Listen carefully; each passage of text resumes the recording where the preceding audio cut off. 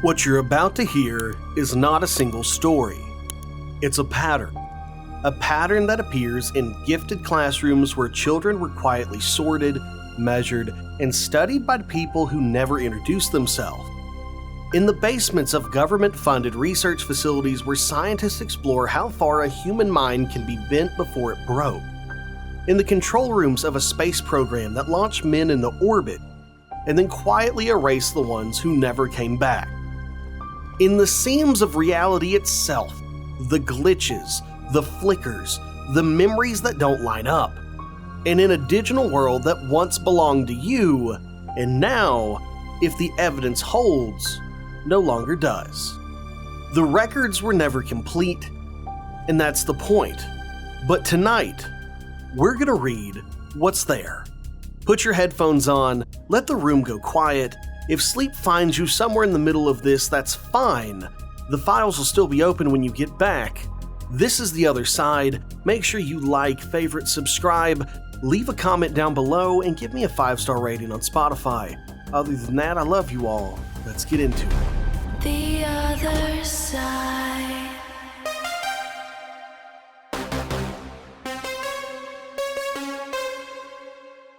You think the Gifted program was about helping you reach your full potential?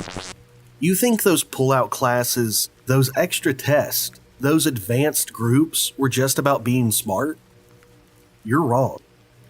The G.A.T.E label didn't just appear out of nowhere. It was born out of panic. After the Soviet Union launched Sputnik in 1957, the United States realized something terrifying. Their enemies might simply be raising smarter, more capable minds. The response was immediate. Laws were passed, committees were formed, and new testing systems were quietly rolled out across American schools, all with one goal: find the children who could think differently.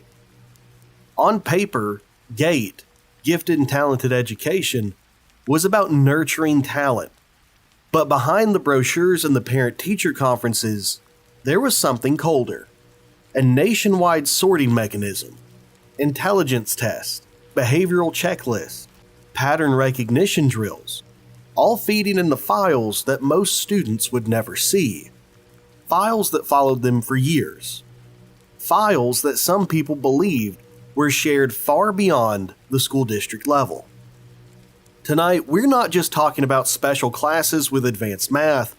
We're talking about whispered memories of strange headphone tests, piercing tones that only certain kids could hear, thick pink liquids handed out to help you focus, and the unsettling feeling that someone, somewhere, was taking notes on how your mind reacted. If you were ever pulled out of a class and told you were different, if you remember small rooms, weird tests, and teachers who watched you just a little too closely, this episode's for you. If you want to know what G.A.T.E was really built on, the history, the money, the quiet links people draw between gifted education and psychological experimentation, click on that subscribe button and leave a like right now, so you don't miss what's coming next.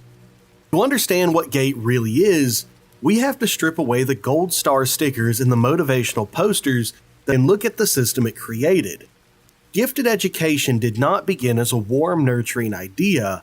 It began as a response to a perceived threat. In 1957, when Sputnik crossed the sky, it wasn't just a satellite. It was a warning. American politicians, generals, and scientists suddenly had to confront the uncomfortable possibility. Maybe the United States was not producing enough high-level thinkers to compete in the new age of technology and warfare. The fear wasn't just about rockets, it was about minds. Within a year, Congress passed the National Defense Education Act. Publicly, it was about strengthening math and science education. Quietly, it was also about identifying and elevating students with unusual abilities. Children who could be modeled into engineers, code breakers, and strategists. Schools began to adopt new testing regimes: IQ test, aptitude batteries, pattern and logic puzzles. The logic was soft, develop talent, enrichment, but the underlying logic was harsh. Find the brightest, separate them, and invest in them. By the 1970s, this approach had hardened into formal gifted programs. Districts rolled out pull-out classes where certain children left their peers for part of the day. The criteria often sounded objective. Score in the top 2 to 5%, teacher recommendations, behavioral checklist. But the experience for the kids inside the program, allegedly, was anything but neutral. They were given different worksheets, different stories to read, different puzzles to solve. Sometimes they were taken to separate rooms, away from windows, away from the usual bustle of school life. They were told they were special, advanced, and ahead of the curve.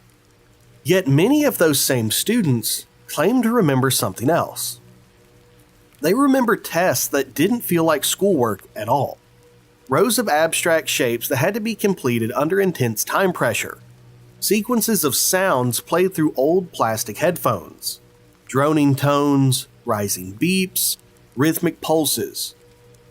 While they were asked to press buttons or identify patterns that never appeared again in any normal class. They remember surveys with questions that didn't seem academic. How often do you daydream? Do you ever feel like you know what someone is going to say before they say it? Do you see things out of the corner of your eye? Officially, G.A.T.E was about meeting the needs of high-ability learners. The documents say it was designed to keep bright children from getting bored. Lesson plans mention critical thinking, creativity, leadership development, and overall just molding the student to be a better person. But archive policy papers and training manuals reveal another layer: obsession with classification. Children were not just being taught, they were being sorted into increasingly narrow categories: intellectually gifted, creatively gifted, academically gifted, psychomotor gifted. Behind those terms were numerical codes, percentile ranks, and sometimes psychological profiles. Many states allowed these records to be shared with research institutions, testing companies, and in some cases, unnamed partner organizations conducting studies. In the 1980s and 1990s, as G.A.T.E expanded, something else crept in: a fascination with how gifted children respond to stress, sound, and suggestion. Training materials began to discuss over-escal abilities, sensitivities, and heightened receptivity to stimuli. In plain language, these children reacted more intensely to the world around them. They were, in theory, easier to observe, easier to measure, and perhaps easier to influence. This is where the line between ordinary education policy and something darker begin to blur. On one side, you have well-meaning teachers trying to challenge bright students. On the other side, you have a structure that identifies unusual minds early, separates them physically from their peers, exposes them to non-standard tests and stimuli, and records their responses in files they never see. The official story is simple. G.A.T.E was built to help gifted children thrive. The architecture of the system, however, is the testing, the clustering, the quiet data collection. It looks to some people suspiciously like an outer shell of a long-term human research project. Most parents were told very little. They saw permission slips, smiling brochures, and reports that their child was doing well. They did not see full testing batteries, the professional notes about behavior under pressure, or the psychometric profiles that were sometimes updated year after year. And for the children themselves, the experience lived in their bodies as much as their memories. The fluorescent buzz of the gifted room, the worn-out carpet in the trailer behind the main building, the way time felt strange during certain exercises, stretching and collapsing as they focused on symbols, patterns, or droning audio. On the surface, G.A.T.E is a story of educational opportunity, extra resources for bright kids in a competitive world. But once you understand how deeply it was rooted in Cold War fear, national security anxiety, and a relentless drive to measure and categorize human potential, a different picture begins to form.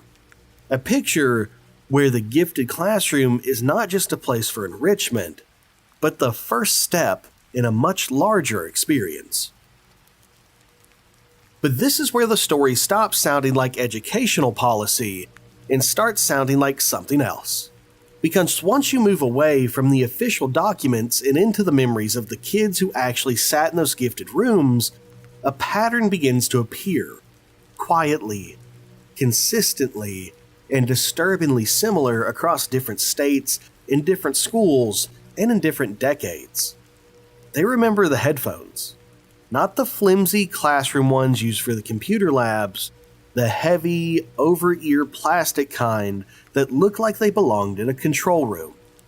Thick black padding, stiff coiled cables, a weight that made your neck feel a little too aware of itself.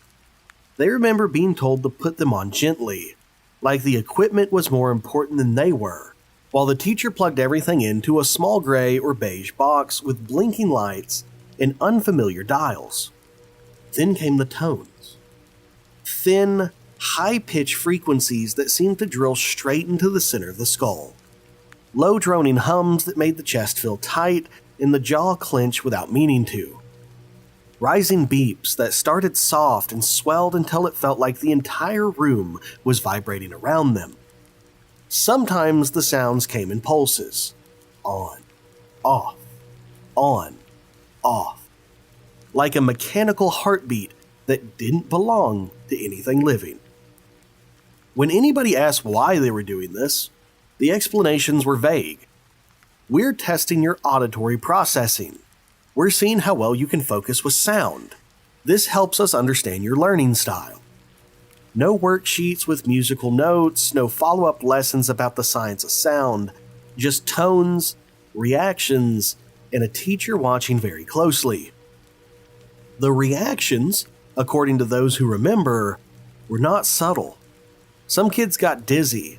Others said the room felt like it was tilting even though nothing was moving. Edges of their vision went fuzzy. Colors seemed too bright or slightly wrong.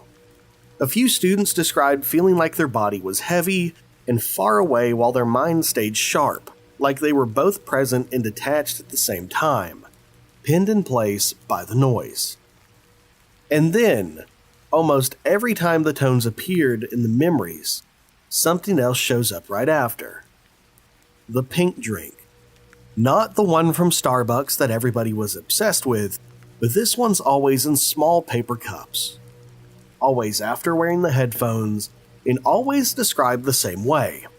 Thick, sweeter than it should be, with a chalky or metallic aftertaste that coated the back of their throat. Sometimes it was pastel pink, sometimes neon pink, but everybody who talks about it calls it the pink drink, like they're naming a character in a story they all somehow share. The teachers said it was a focus aid, or vitamins, or something to help your brain work at its best. Parents, when they remember signing anything at all, recall vague mentions of supplements or nutrition support. No brand name, no ingredient list, just a drink, swallow, sit quietly. What happened next is where the real unease begins. Time started to slip. Several former G.A.T.E students described closing their eyes for just a second after drinking, then opening them to find the room slightly rearranged. The lesson changed or their paper already filled out in their own handwriting. Minutes went missing, not as dramatic blackouts, but as soft gaps. Foggy stretches where they remember beginning something and then suddenly being at the end of it. Along with missing time came a shift in behavior. Multiple people who never met each other and grew up in different states use almost the same phrase. I felt weirdly compliant. Instructions that would normally spark questions or resistance do this faster even if it makes you uncomfortable. Stare at this image and don't look away. Raise your hand if you feel something strange. Were followed without pushback. Not because they were afraid, but because arguing simply didn't occur to them in the moment. Wrapped in cotton, moving through syrup, awake but not entirely in charge. And around them, always, there were the groups. On the surface, Gifted classes are supposed to be about ability, clustering kids who solve problems quickly, who read at a higher level, who show unusual creativity. But the groupings described in these memories don't line up cleanly with academics. Left-handed kids separated from right-handed kids. Highly anxious kids consistently placed with unusually calm ones. Extremely talkative students paired with almost silent observers. Kids with similar medical histories, migraines, allergies, heart problems, sleep issues, ending up at the same table, again and again, across different activities in school years. At the time, it just felt like who you sat with. Only later, looking back, does the pattern emerge. The groups look designed, not random. And somebody was always watching those groups. Not just the regular teacher. People who appeared only on testing days, or on days with headphones and drinks and special activities. Adults with clipboards sitting in the back of the room. Adults who never seem to teach, only to observe. Adults who in some stories wore lab coats over regular clothes, as if they were stepping in from another kind of workplace entirely. They didn't intervene, they didn't help, they just watched. They took notes when certain kids reacted strongly to a tone. They scribbled faster when a particular pairing of kids started mirroring each other's posture or speech. Some former students remember these adults walking slowly around the room, pausing behind specific desks for just a little longer than necessary. And a few recall cameras. Not the friendly school photo kind with backdrops and smiles, but quick clinical shots taken in the classroom. No one posing. No one told to say cheese. Just look this way, click. Go back to your paper. Polaroids tucked into photos. Disposable cameras dropped into plain cases. If all of this came from a handful of people, it would be easy to dismiss as distorted childhood memory. But the unsettling part is how widely these details repeat. Different schools, different districts, different states, different years. People describe the same headphones, the same piercing tones, the same thick pink drink, the same strange groupings, and the same sense of being studied, not taught. Officially, when you dig for explanations, you find neutral language, enrichment modules, pilot programs, supplemental nutrition, third-party evaluators. Everything is wrapped in a vocabulary of education and research ethics. Nothing sounds like a test of how far a child's mind can be pushed or how easy it can be guided. But stitched together, these fragments start to look less like a scattered collection of quirky classroom moments and more like a protocol, a repeatable procedure, a script. Identify the children who score unusually high. Pull them out. Expose them to controlled sensory input. Alter their physical or emotional state. Observe how they respond to each other and to authority. Record everything. Most of the kids who went through this never thought of it as anything other than weird gifted stuff. Life moved on. The files stayed in cabinets they were never allowed to open, the adults retired, and the programs changed names. It was only years later, when the internet gave those kids a place to speak and compare, that a more disturbing possibility took shape. That what they thought was isolated, personal quirks of their school experience, were not isolated at all. They were shared, systematically shared.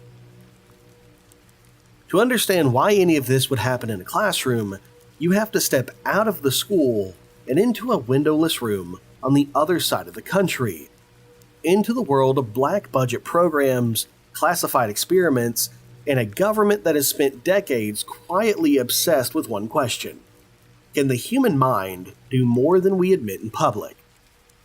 This is not speculation, this is the documented history of MKUltra and Project Stargate, things that were brought up in Stranger Things.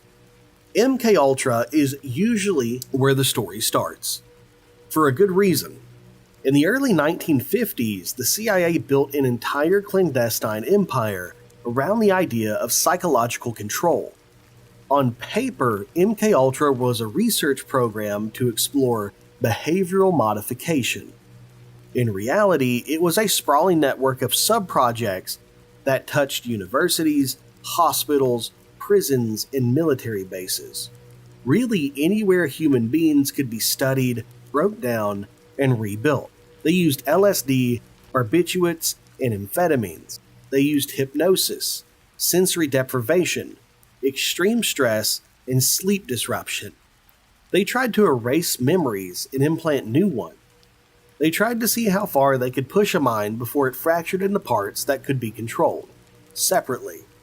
What later whistleblowers and survivors would describe as deliberate attempts to create alternative personalities, compartmentalized selves, and switchable states.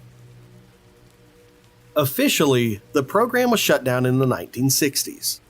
Documents were destroyed, hearings were held, and the story we were given is that it was all a dark, unfortunate experiment safely buried in the past. But while MKUltra was allegedly dying, another obsession was quietly coming to life. The possibility that the mind could reach beyond the body. In the 1970s, strange reports began filtering into the intelligence community. Soviet labs experimenting with psychotronics, foreign militaries exploring telepathy, psychokinesis, and other anomalous phenomenon. The fear was simple and familiar. If our enemies are studying this, and we are not, then we're already behind. Out of this panic grew a family of programs that over time would come to be known collectively as Project Stargate. Stargate was the umbrella term for a rotating set of codenames. Grill Flame, Sunstreak, Center Lane, scattered across different branches of the military and intelligence services. The core idea was always the same: test whether human beings could gather information across distance and time using nothing but focused consciousness. The centerpiece of this effort was something called remote viewing. In a typical remote viewing session, the subject, often called a viewer, would sit in a small quiet room. Sometimes they were given only a set of coordinates, sometimes just a sealed envelope with an unseen photograph inside. Sometimes a short, cryptic target reference number that meant nothing outside the program. They would be asked to relax, close their eyes, and report everything that came to mind. Shapes, textures, temperatures, impressions, images. And a monitor would guide them with low, steady questions. What do you perceive? Move 10 meters above the target. Describe the primary structure. Move inside. On the other side of a wall or miles away, analysts would compare those descriptions to the actual target: a military installation, a ship at sea, an underground bunker. In some declassified files, the matches are unsettlingly precise. Details of cranes, domes, tunnels, and layouts described by people who never physically left their chair. The government does not like to admit that any of this worked. Official summaries are careful, skeptical, measured, and the experiments were labeled inconclusive. The evidence was too ambiguous. The utility was limited. And yet the program kept getting renewed, year after year, administration after administration. Money kept flowing into something they claimed not to believe in. Why? Because regardless of what they said in public, they were deeply interested in a small group of people who seemed to respond unusually well to these protocols. Individuals who could enter altered states quickly, report complex imagery under stress, and maintain detailed focus in strange, controlled environments. In other words, minds that were both highly capable and highly sensitive. Now, let's remote view back to the G.A.T.E classroom. What kind of child adapts best to prolonged headphone use, piercing tones, and weirdly structured group activities? Which kids can sit in a buzzing fluorescent room, block out discomfort, and still follow intricate instructions? Which students notice patterns no one else sees, feel subtle shifts in energy, and sense what others are about to say before they say it. Gifted kids. Children who test at the far ends of distribution curves. Children who are already being measured, sorted, and documented in ways ordinary students are not. Children whose brains light up differently on cognitive tests, and whose unusual reactions are carefully logged for quote-unquote research. In the Stargate files, you'll find repeated discussions of natural talent versus trainable skill. Some people seem born with a certain kind of cognitive flexibility, the ability to drift into that in-between state where daydream, imagination, and perception overlap, without losing coherence. Others had to be pushed, trained, and conditioned into it. From the perspective of an intelligence agency, the ideal subject would be somebody who processes information rapidly, has high pattern recognition, exhibits strong imaginative capacity, reacts strongly to sensory inputs, and can maintain intense focus in monotonous or stressful conditions. Read that list again. Then think of every description you've ever heard of a gifted kid. Is it any surprise, then, that the rumors and testimonies begin to circulate about gifted programs acting as quiet recruitment pools, or at the very least, as large-scale screening environments? You take a nation of schools, you introduce standardized tests that reach every child, you flag the outliers, the ones whose scores spike off the chart, you bring those children into smaller, more controllable environments. You expose them to structured sensory experiments. You expose them to structured sensory experiences. And you watch who adapts, who resists, who disassociates, and who thrives.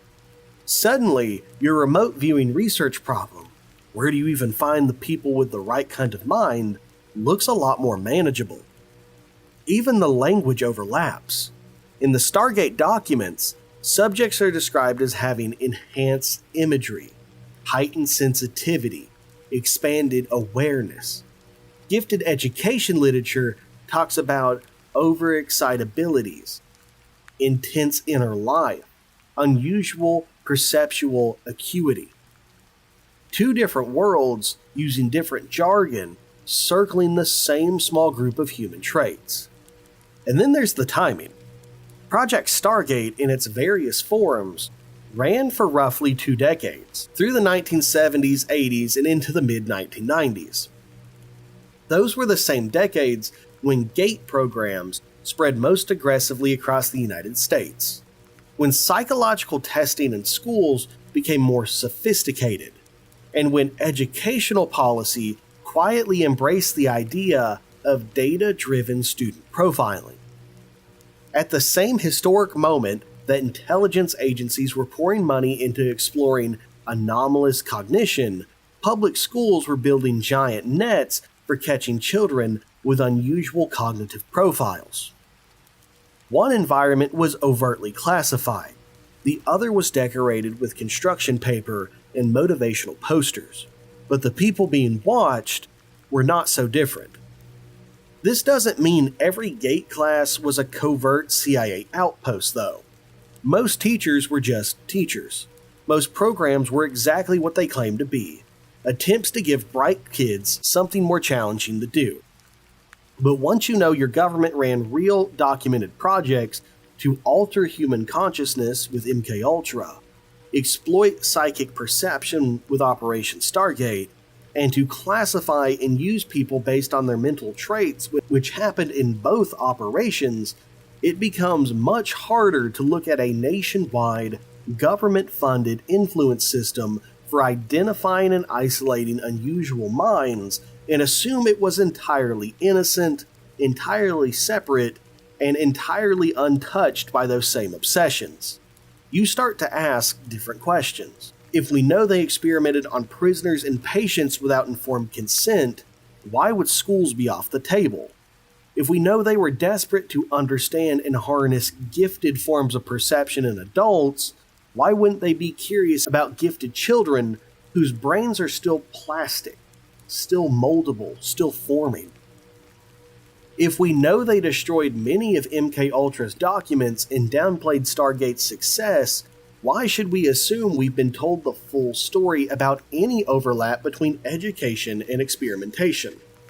The official narrative keeps the worlds neatly separated. CIA on one side, classrooms on the other.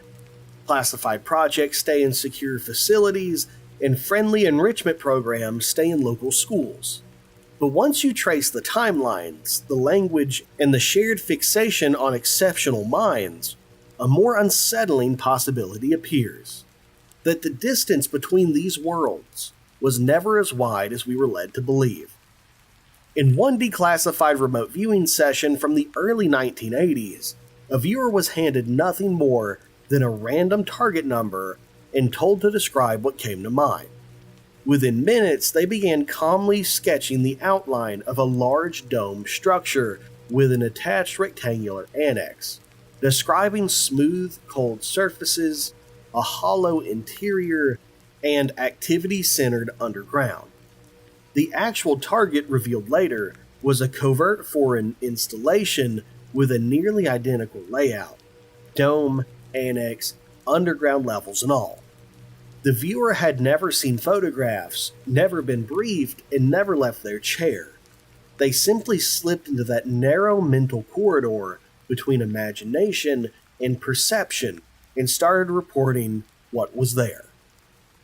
In another file, a different viewer describes feeling their own body, quote, fade into the background as they move through the target site, first above it, then down through the roof, then into rooms, corridors, and stairwells that were later confirmed by satellite imagery in human intelligence.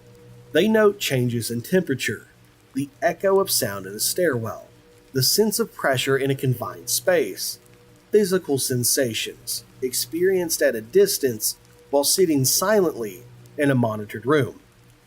Now hold that image next to the G.A.T.E classroom. A quiet room, a small group, students instructed to ignore the physical discomfort, to focus on internal images, to report or respond while adults observe and take notes.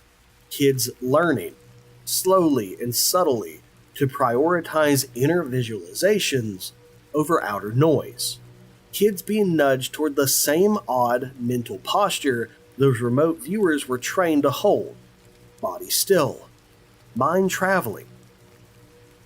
MKUltra has its own version of this recruitment logic. Subprojects funneled money into universities, paying professors and clinicians to test new drugs and techniques on volunteer student populations. Young, bright, and easy to access under the cover of academic research. Some experiments involve sensory deprivation tanks. Others use loud, repetitive stimuli, flashing lights, or bizarre cognitive tasks performed under the influence of chemicals. The pattern was clear. Find young minds, stress them, alter their state, and watch what breaks, what bends, and what transforms.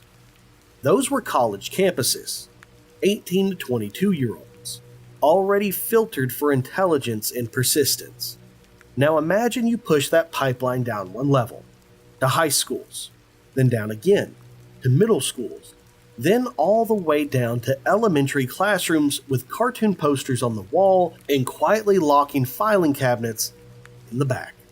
The same obsession with altered states and anomalous cognition, just wrapped in a more innocent name. Gifted and talented education. What makes all of this harder to dismiss is how closely the language of those old CIA and military files mirrors the language people use now when they talk about G.A.T.E online. Scroll through the forums or TikTok late at night, and you will see the same phrases repeating. I felt disconnected from my body, but weirdly alert. Time went strange in that room. I was hyper-focused and compliant, like I was watching myself follow orders. These aren't people studying remote viewing transcripts or MKUltra hearings. They're just former gifted kids trying to explain why their memories of school feel off, and why, without meaning to, they're describing the core features of an induced altered state. Disassociation, time distortion, heightened suggestibility, the exact effects that the government spent decades and millions of dollars trying to study, refine, and harness. If you accept the possibility that gate rooms were more than just enrichment, another question appears. What happens to all those kids after the bells ring for the last time? Because experiments like MKUltra and Stargate were never just about a moment in lab, they were about outcomes, long-term effects, usability, who broke, who adapted, who became useful. So imagine for a moment that the gifted and talented label wasn't just a gold star on a file, but a tracking tag. A quiet flag in a system that doesn't stop caring about you when you graduate. You move schools, you move districts, you move states. The teachers change, the classmates change, your clothes, your hair, your taste, they all shift with age.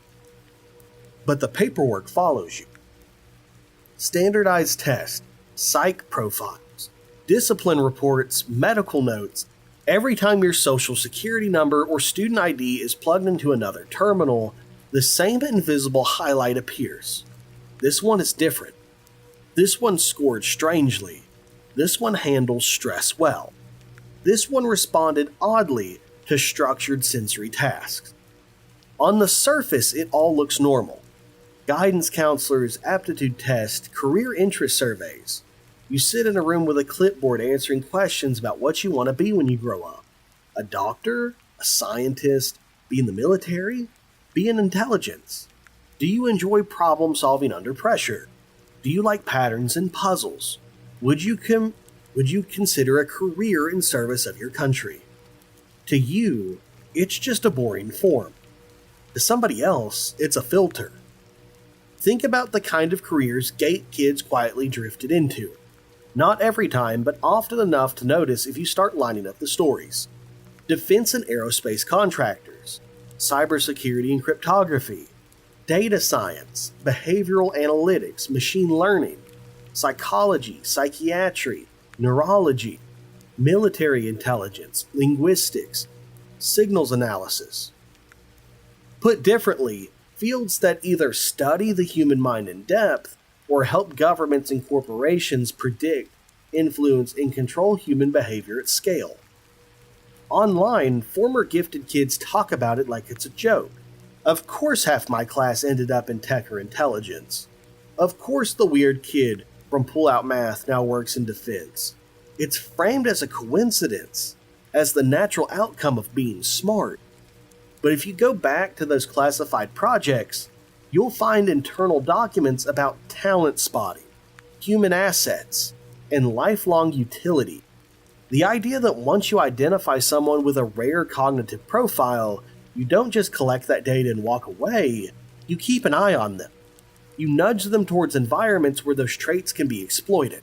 Maybe that invitation-only summer program you got into was really just enrichment. Or maybe it was also a way to gather a bunch of outliers in one place, run them through a few more harmless exercises, and see who still responds in the way they did in elementary school.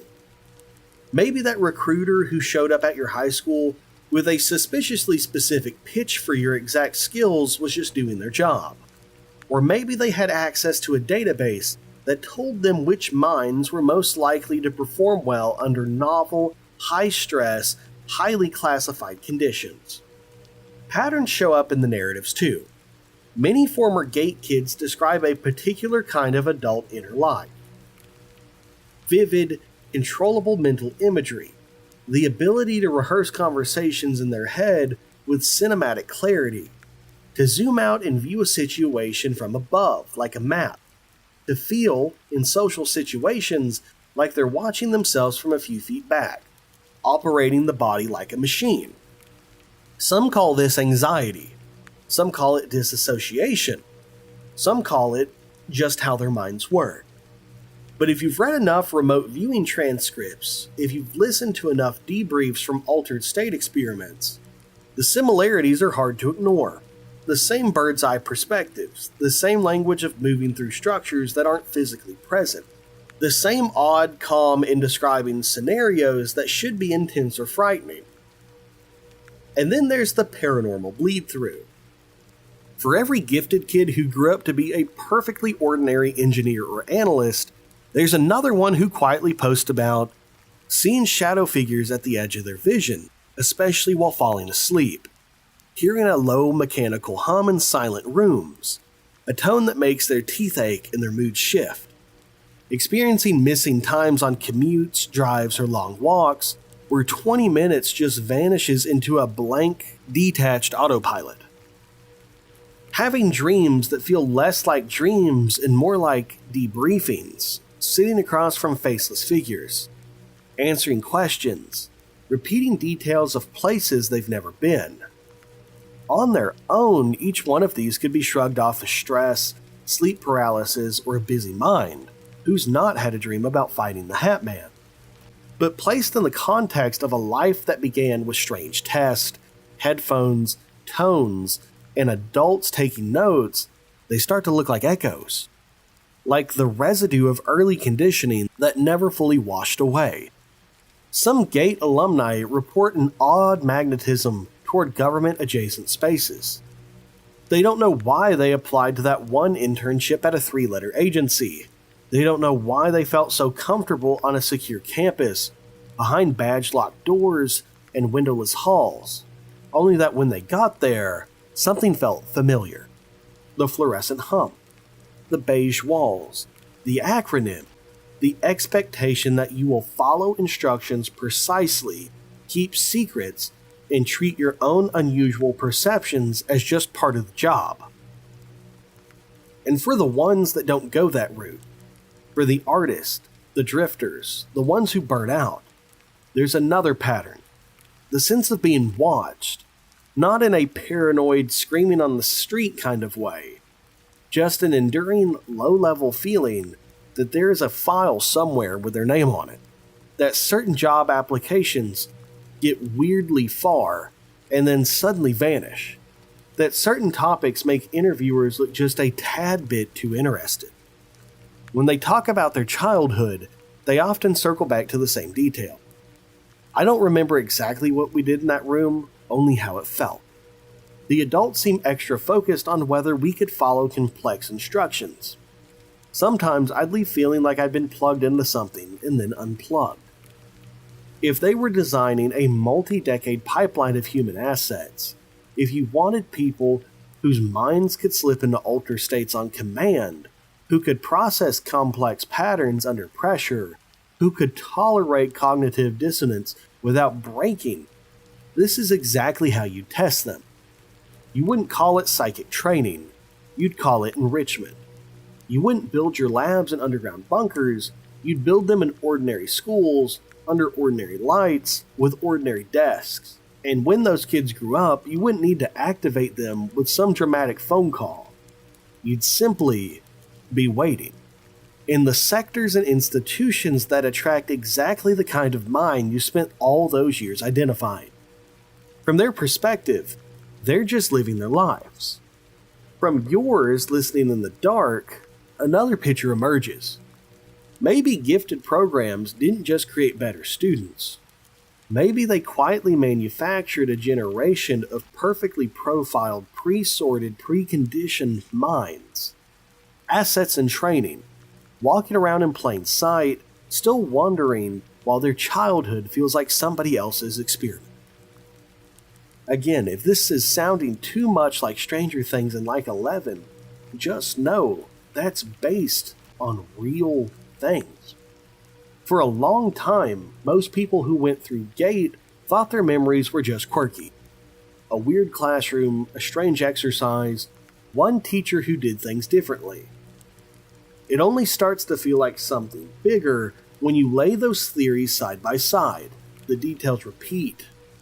People talk about the hum first, not a loud sound, not something you'd complain about to a teacher, just a low, steady vibration hiding under everything else. Some remember it as a faint electrical buzz, the kind you hear when you stand too close to an old television.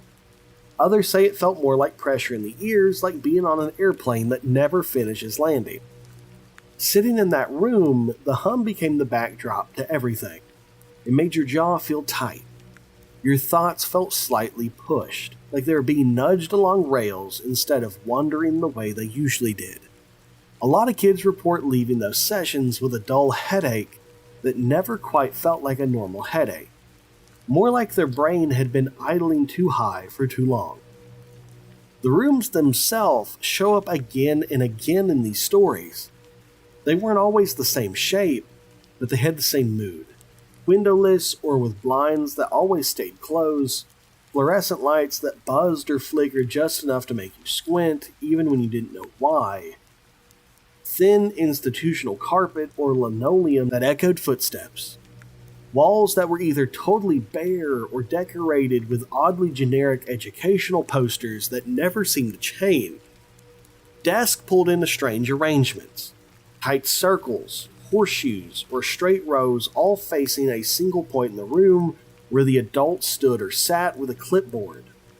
There was always at least one adult observing, not explaining, not really engaging, just observing.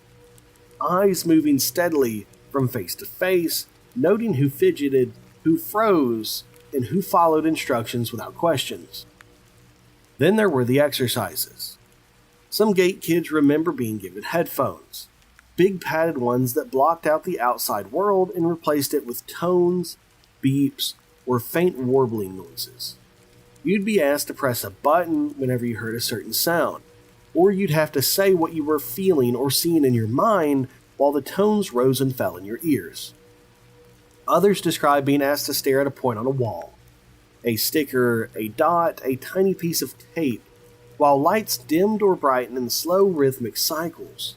If you looked away, you were gently reminded, eyes on the dot, stay focused, don't let your mind wander. And sometimes there were pattern tests, flashcards or slides that appeared for just a moment before vanishing. You'd be asked to recall shapes, sequences, or images that didn't quite make sense together. You might be told a string of numbers or nonsense syllables and asked to repeat them backwards.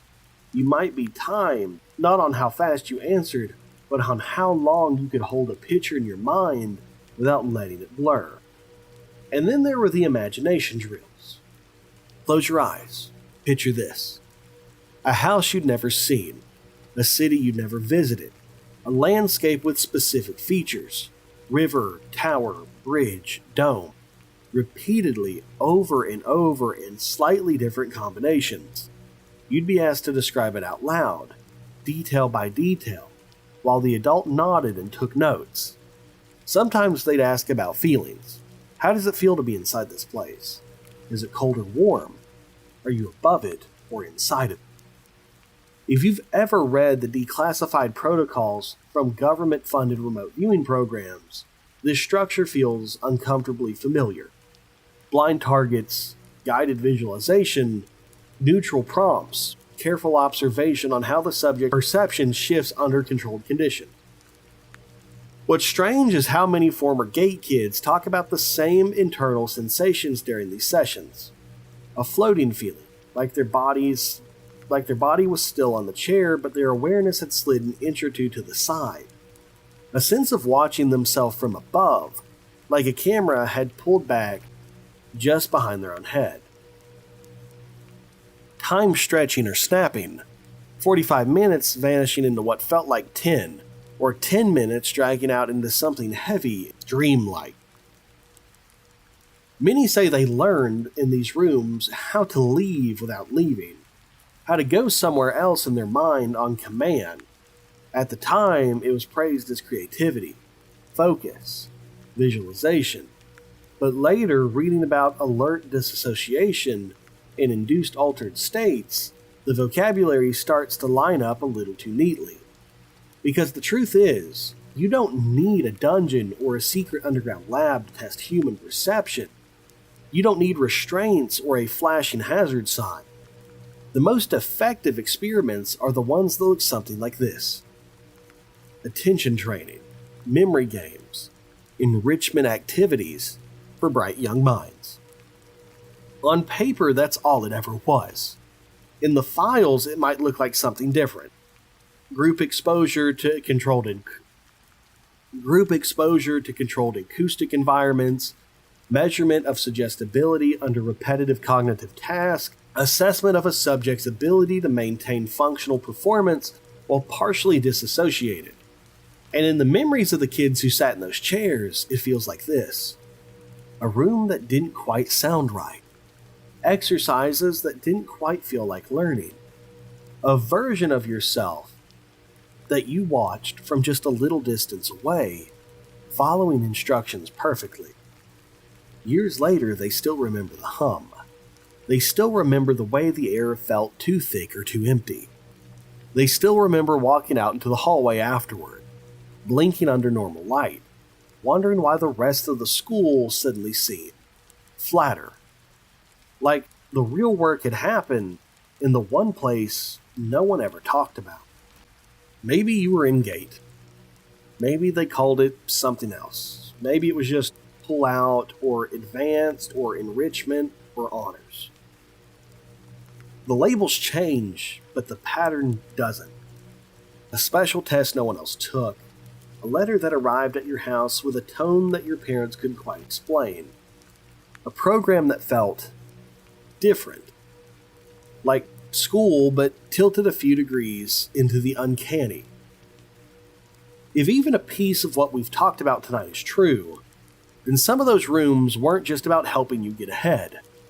They're about seeing what your mind could do, how it reacted to tones and tasks in silent observers, how far it could stretch without being snapped.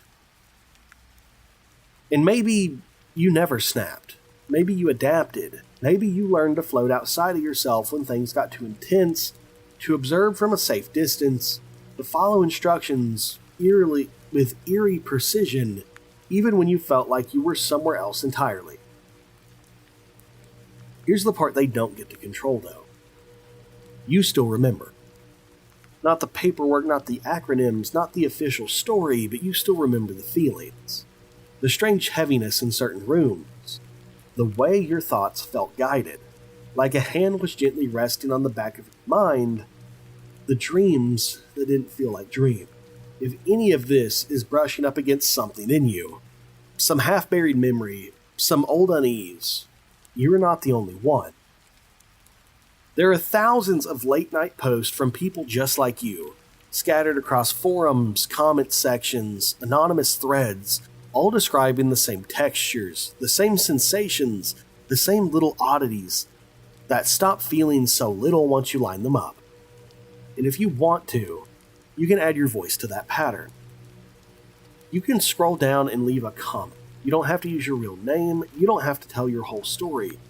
Just a fragment is enough. What do you remember about your gifted program? The rooms, the sounds, the test, the way it made you feel. Let me know in the comments down below, and you might be surprised on how many strangers say, I remember that too.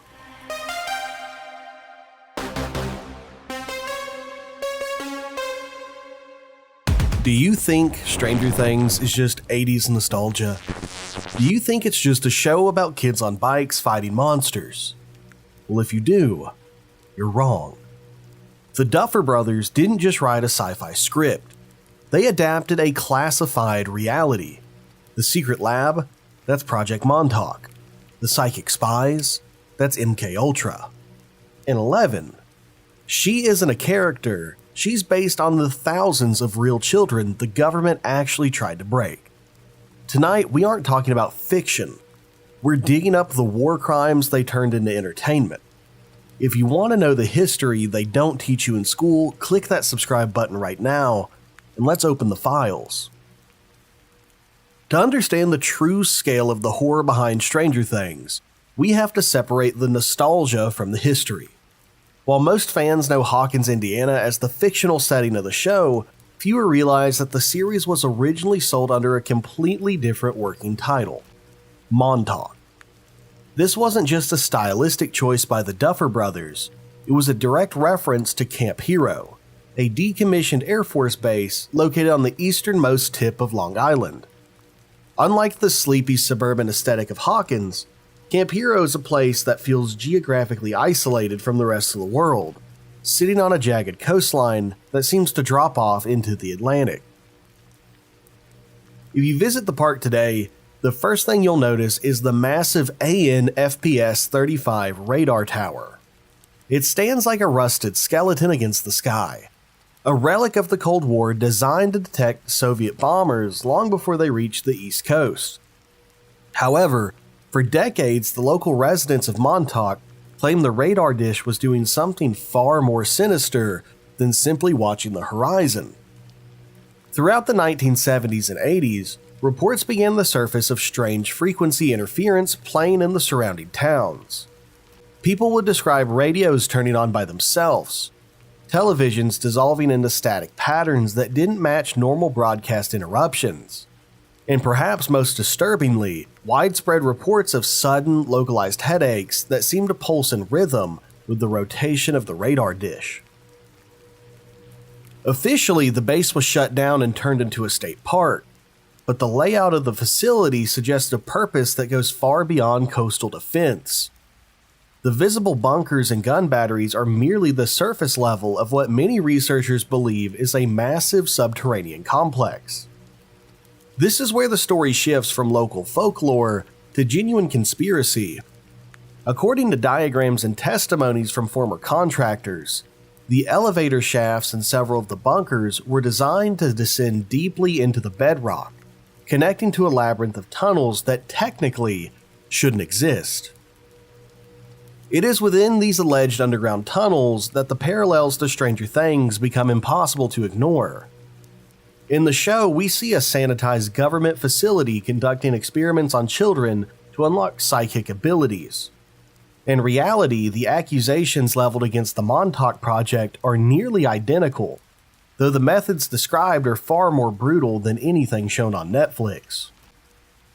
The premise was rooted in the CIA's existing obsession with psychological warfare. Programs like MKUltra, which we know for a fact involve fracturing a human mind to create manageable, programmable assets.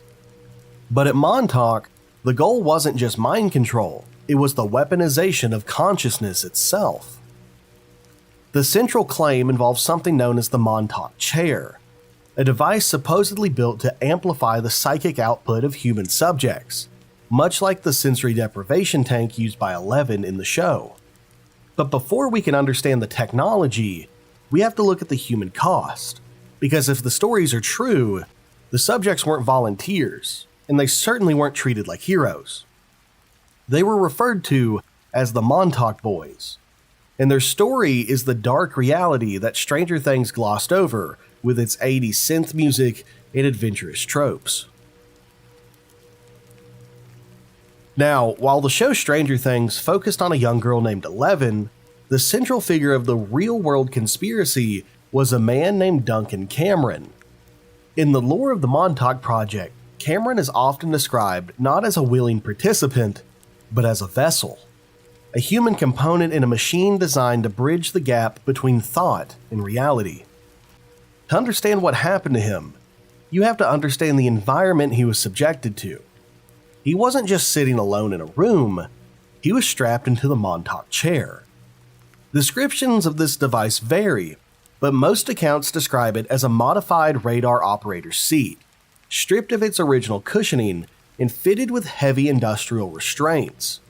It was enclosed in a shielded chamber, completely isolated from the outside world. Surrounding the chair were massive electromagnetic coils, arranged in a precise geometry that mirrored the sensors of the AN/FPS 35 radar dish towering above the bunker on the surface. The theory was that the human mind operates on electromagnetic frequencies, much like a radio.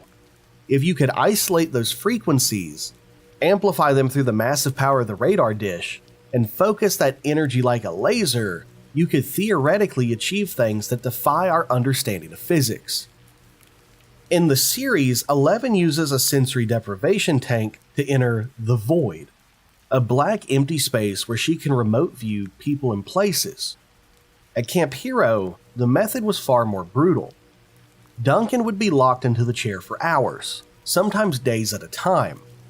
He was subjected to a regimen of extreme hallucinogens and hypnotic suggestion, designed to soften the barriers of the conscious mind. The goal was to strip away his personality, his memories, and his resistance, leaving only a raw, programmable consciousness. According to Preston Nichols, one of the primary whistleblowers of the project, the experiments happened in phases. The first phase was the seeing eye. The scientist would hand Duncan a sealed envelope or an object that he had never seen before. Deep in his trance state, amplified by the gigawatts of energy pushing through the chair, he was ordered to visualize the object through the sensors. At first, the results were chaotic. Vague shapes and colors appearing on the computer monitors in the control room. But as the conditioning took hold, the clarity improved. Duncan could allegedly describe people in other rooms, read text from closed textbooks, and eventually project his consciousness outside the base entirely. But visualization was only the beginning. The project directors wanted more. They wanted to know if the chair could do more than just see reality. They wanted to know if it could change it. And this brings us to the most disturbing phase of the operation: the manifestation experiments. In Stranger Things, 11 opens a gate to another dimension where monsters already exist. The Montauk lore suggests something different: that Duncan Cameron was creating the monsters. The premise suggests that the Montauk chair gave the subject the power of creation through thought.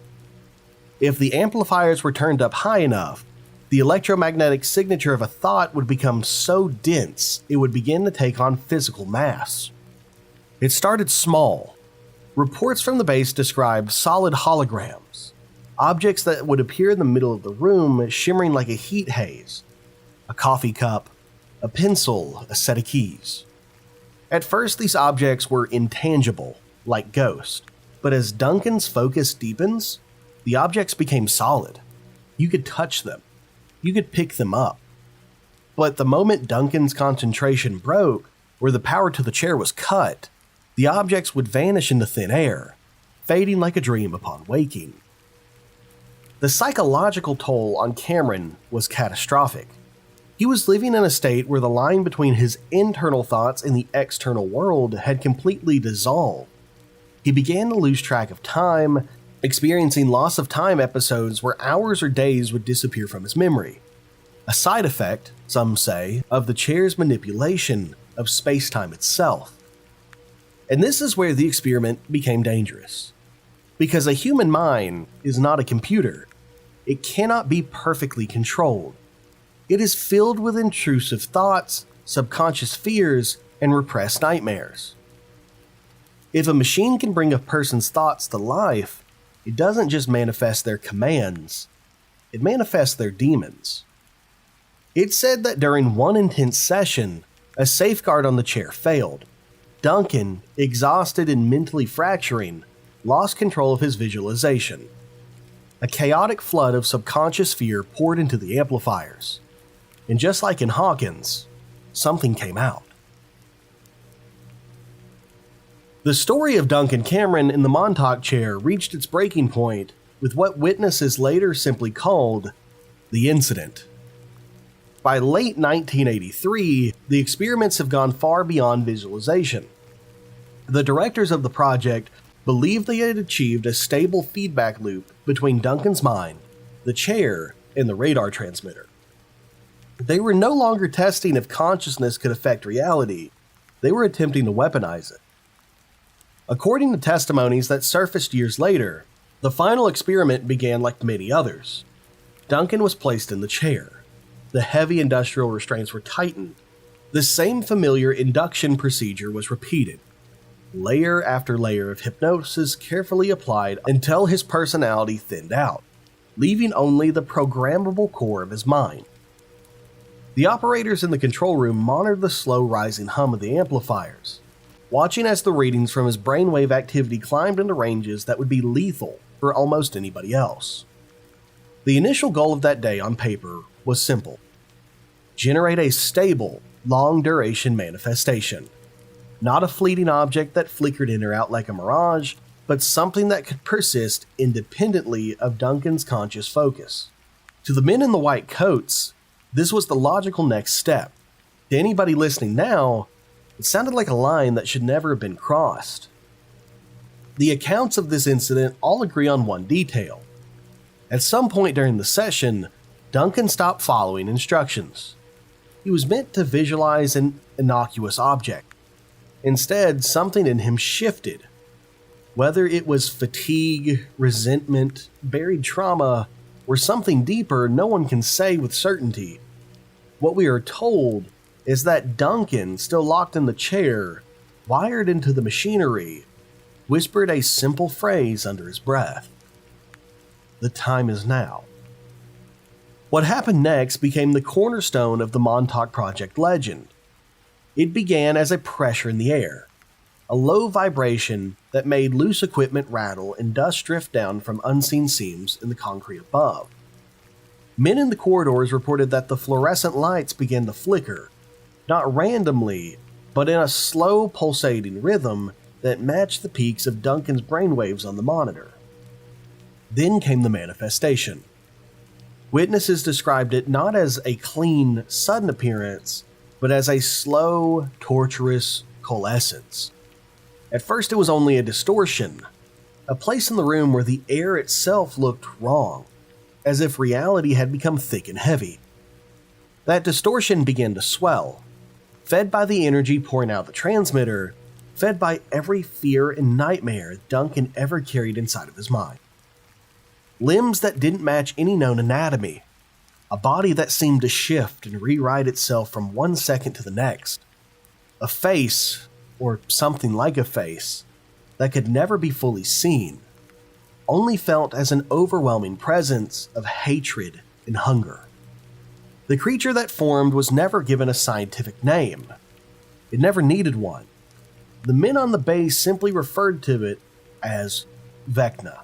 I'm joking. As the Beast. This is the origin of the Demogorgon from Stranger Things. But in the show, the monster is an animal from another dimension, hunting for food. At Montauk, the horror was much more intimate.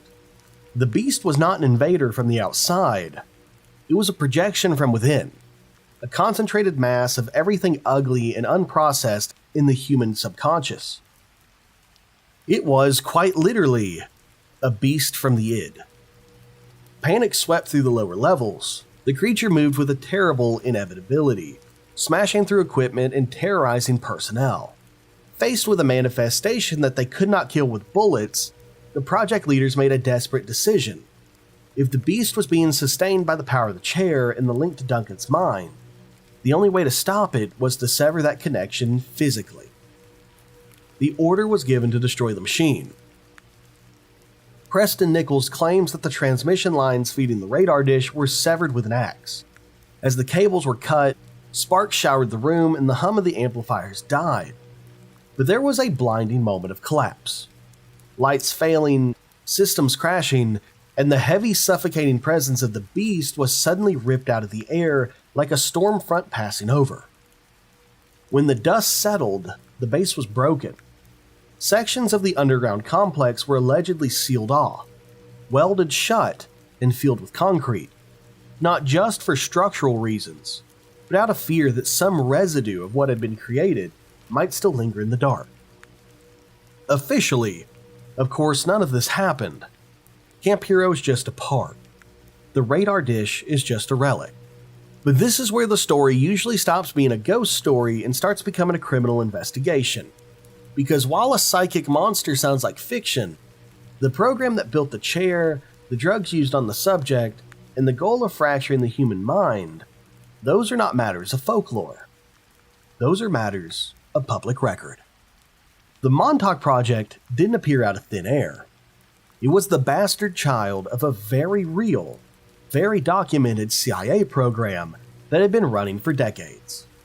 A program that proved the US government was willing to torture its own citizens. In the name of psychological warfare.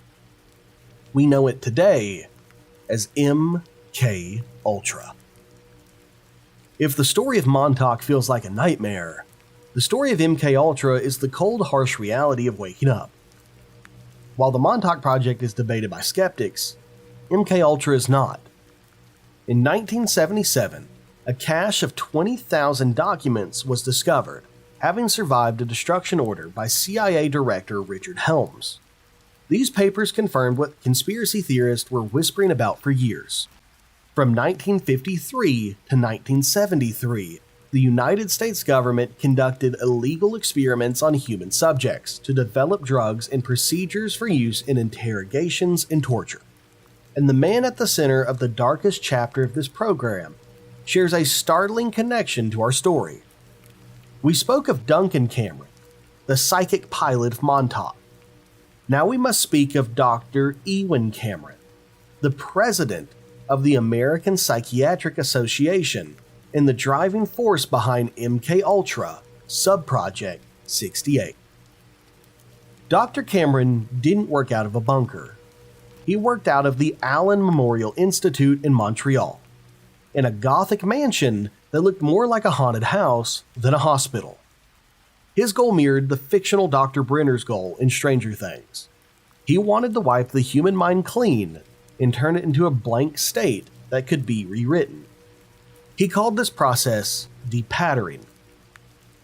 In the show, Eleven is kept in a cell, isolated. In reality, Dr. Cameron's patients, who were often regular people seeking help for anxiety or depression, were subjected to sleep therapy. But this wasn't rest.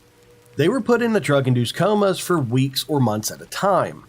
They were woken up only for massive doses of electroshock therapy administered at intensities that were 30 to 40 times the standard limit.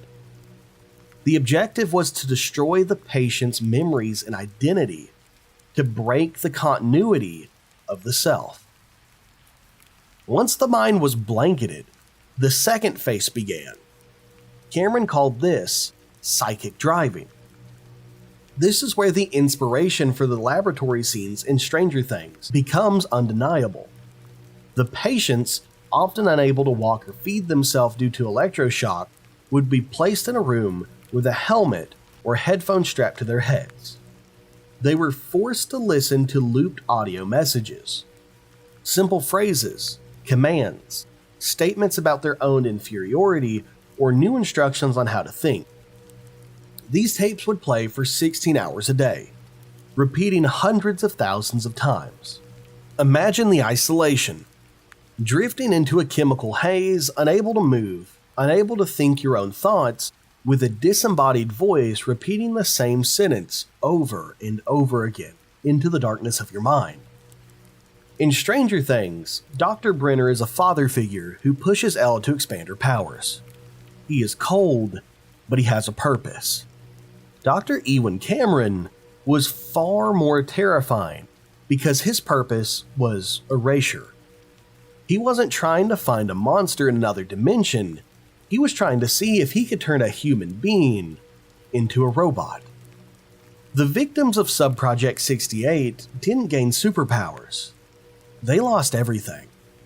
When they were finally released, many had to be taught how to walk, how to talk, how to use the toilet again. They had no memories of their families, and they were the hollow men that the government had spent millions of dollars trying to create.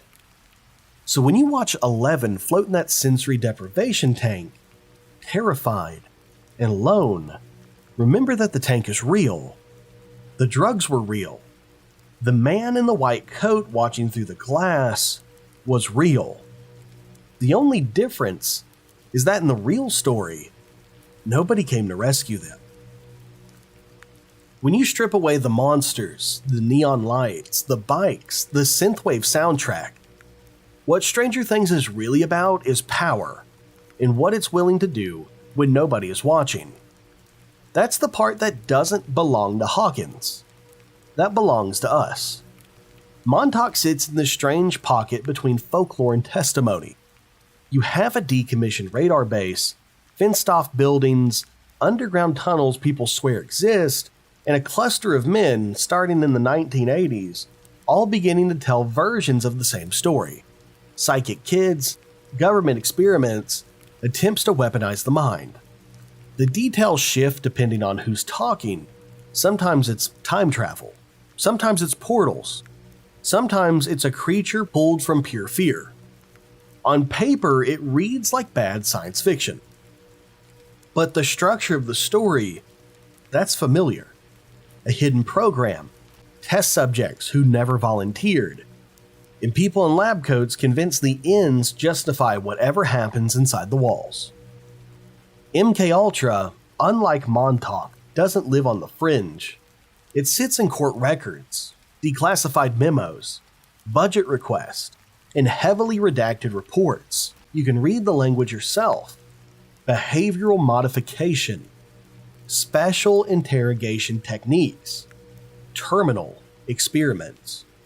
You can see the way people were reduced to case numbers and subprojects. And when you place MKUltra on one side of the table and the Montauk allegations on the other, it stops being about whether every wild claim is literally true, and it starts being about patterns. Governments lying about human experiments is not a theory, it's a precedent. That's what makes Stranger Things feel more like a clever homage. Hawkins' lab may be fictional, but an isolated facility with a blank check to push human subjects past their limits is not. 11 might be a character, but the idea of a child raised in an institution, observed through one-way glass, punished and rewarded to shape her abilities, sits uncomfortably close to the logic that drove real programs we can prove exist. The show dresses it up with demigorgons and parallel dimensions because that's easier to sell. Child test subject in a tank of water feels like horror when it's bathed in blue light and backed by music. In a black and white photo from the 1950s, it's not entertainment, it's evidence. Skeptics look at Montauk and say, where are the documents? Where are the memos? Where's the smoking gun? And they're right to demand it. Extraordinary claims should have more than rumors. But MKUltra gives us something uncomfortable. Proof that the lack of paperwork doesn't mean nothing happened. We know the CIA deliberately destroyed a huge portion of MKUltra's files in the 1970s, just before Congress started asking hard questions. We know what survived was an accident. The leftovers nobody realized were sitting in a financial office. So when somebody points to an empty archive and says, if it were real, there would be proof, history quietly reminds us that sometimes the first thing a program erases is its own trail. There's a phrase that comes up a lot when people talk about shows like Stranger Things. Soft disclosure. Not an official confession, not a press conference, just a steady drip of stories that take something extreme, wrap it in fiction, and let you get the idea from a safe distance. You can watch 11 get strapped into the chair and tell yourself it's just a show. Even though the core image, a restraint subject, electrodes on the head, doctors pushing them toward a breaking point, is pulled straight out of the kind of history we already know happened. That doesn't mean the Duffer Brothers had access to some secret Montauk archive, though. It means they pulled from the same cultural reservoir everybody else does. Rumors about Montauk, exposed facts about MKUltra, real interviews with people who went into institutions for help and came out as a different version of themselves. When you combine those elements, Hawkins' lab doesn't feel original.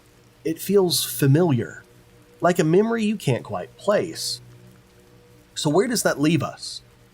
One option is to keep everything in neat boxes. Stranger Things is fiction.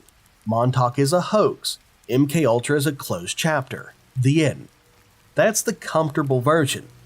The other option is harder to sit with. Not that every Montauk claim is accurate, but that it doesn't have to be. Because the moment you accept that a government program like MKUltra was willing to drug, shock, and psychologically break down its own citizens in the name of research, the distance between this really happened and this could have happened gets very small. The biggest monster in Stranger Things isn't the Demigorgon or Vecna. It's the assumption that if people with enough authority decide you're expendable, there's very little you can do about it. In the show, that monster is trapped in another world. In reality, it wears a badge, signs a form, or sits on a committee deciding how far is too far. That's why these stories stick. They're not just about horror, They're about trust and what's already been done in the dark, while the official story said everything is fine. If you've made it this far, lying in the dark or driving alone, or just letting this play in the background, you're already doing things these programs never counted on. Paying attention. Taking the time to line up fiction with the fragments of fact and asking where one stops and the other begins. You don't have to walk away from this believing that time portals open under a Long Island radar dish. You just have to remember that institutions with power and secrecy have, at least once, turned human beings into material and called it science. The other side.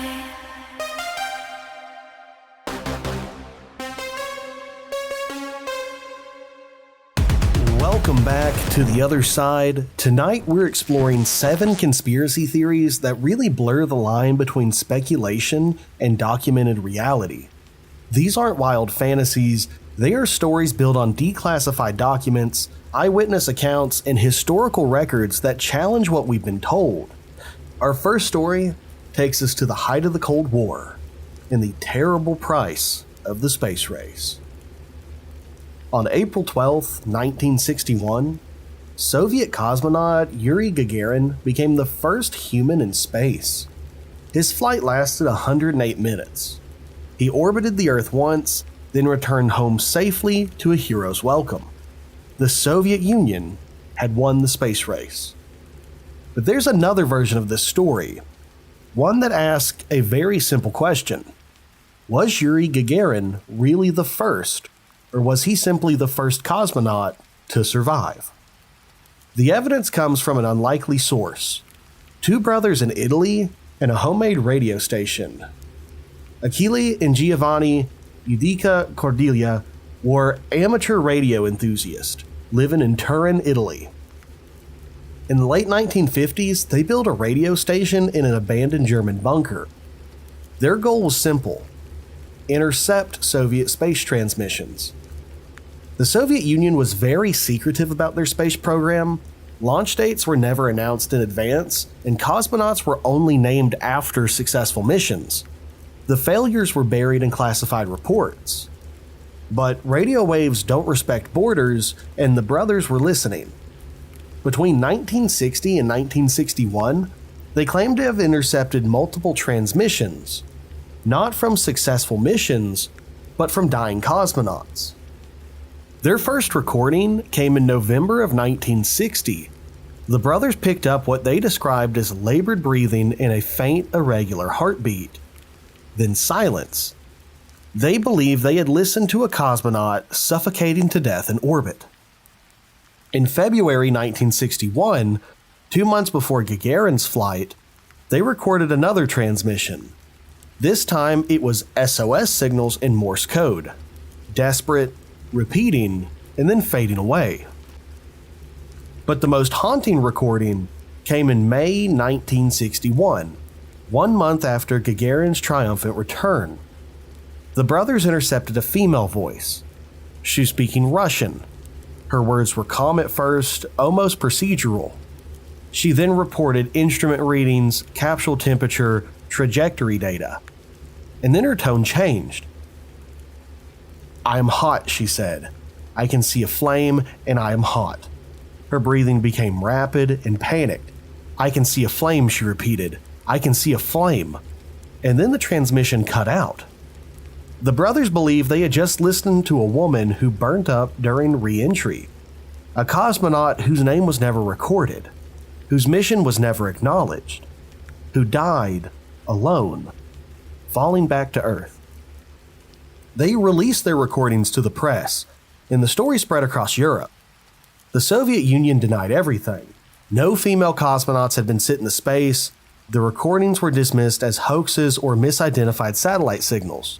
But the denials raised more questions than they answered. Soviet archives from that data remained partially classified. The names of early cosmonauts who died in training accidents were kept secrets for decades. In the 1960s, a rocket explosion killed over 100 people, and that wasn't acknowledged until 1989. The Soviet space program had a documented history of erasing their failures. So the question remains, were there others? Cosmonauts sent up before Gagarin who didn't make it back? Test pilots whose capsules burn up upon re-entry? Or people that just drifted off into the void of space? The brothers recorded over 30 hours of transmissions. Most were routine, some were disturbing, and a few were never fully explained. Valentina Tereshkova became the first woman in space in 1963. Her mission was successful and she orbited Earth 48 times before she returned safely. But some researchers point to inconsistencies in the Soviet timeline. Gaps in cosmonaut training records. Photos of unnamed pilots in pressure suits who never flew official missions. In 2011, a former Soviet space engineer named Mikhail Rudenko gave an interview. He claimed that at least 3 cosmonauts died in failed missions before Gagarin's flight. Their names, he said, were classified. Their families were told they died in aircraft accidents. The recordings made by those 2 brothers in Italy have been analyzed by audio experts. Some believe they're authentic Soviet transmissions. Others argue they could be terrestrial radio tests or even propaganda. The truth may never be fully known, because Soviet space archives remain partially sealed. Families of early cosmonauts have also been reluctant to speak publicly, but the recordings still exist. You can listen to them online. The labored breathing, the SOS signals, the woman saying, "I can see the flame." And you can decide for yourself whether Yuri Gagarin was truly the first. When was the last time you felt like you were talking to a real person online? Not a bot, not a corporate account, not the algorithm pretending to be human, but an actual person with thoughts and opinions that weren't copy and pasted from somewhere else. If you can't remember, you're not alone. This is the dead internet theory, and it suggests that the internet as we knew it, the wild, chaotic, human-driven internet that we knew, died sometime around 2016. What we're using now is something else, a carefully managed illusion. A digital graveyard populated by bots, AI-generated content, and corporate astroturfing, all designed to manufacture consensus and drive consumption. And the unsettling part is that there is evidence everywhere. The dead internet theory originated on forums like 4chan and Agora Road's Macintosh Cafe around 2016 and 2017. Users began noticing something strange. The internet felt empty. Conversations felt very scripted, viral trends seemed manufactured, and comment sections were filled with generic responses that could have been written by the same person or even the same program. This theory proposes that the majority of internet traffic is no longer generated by humans.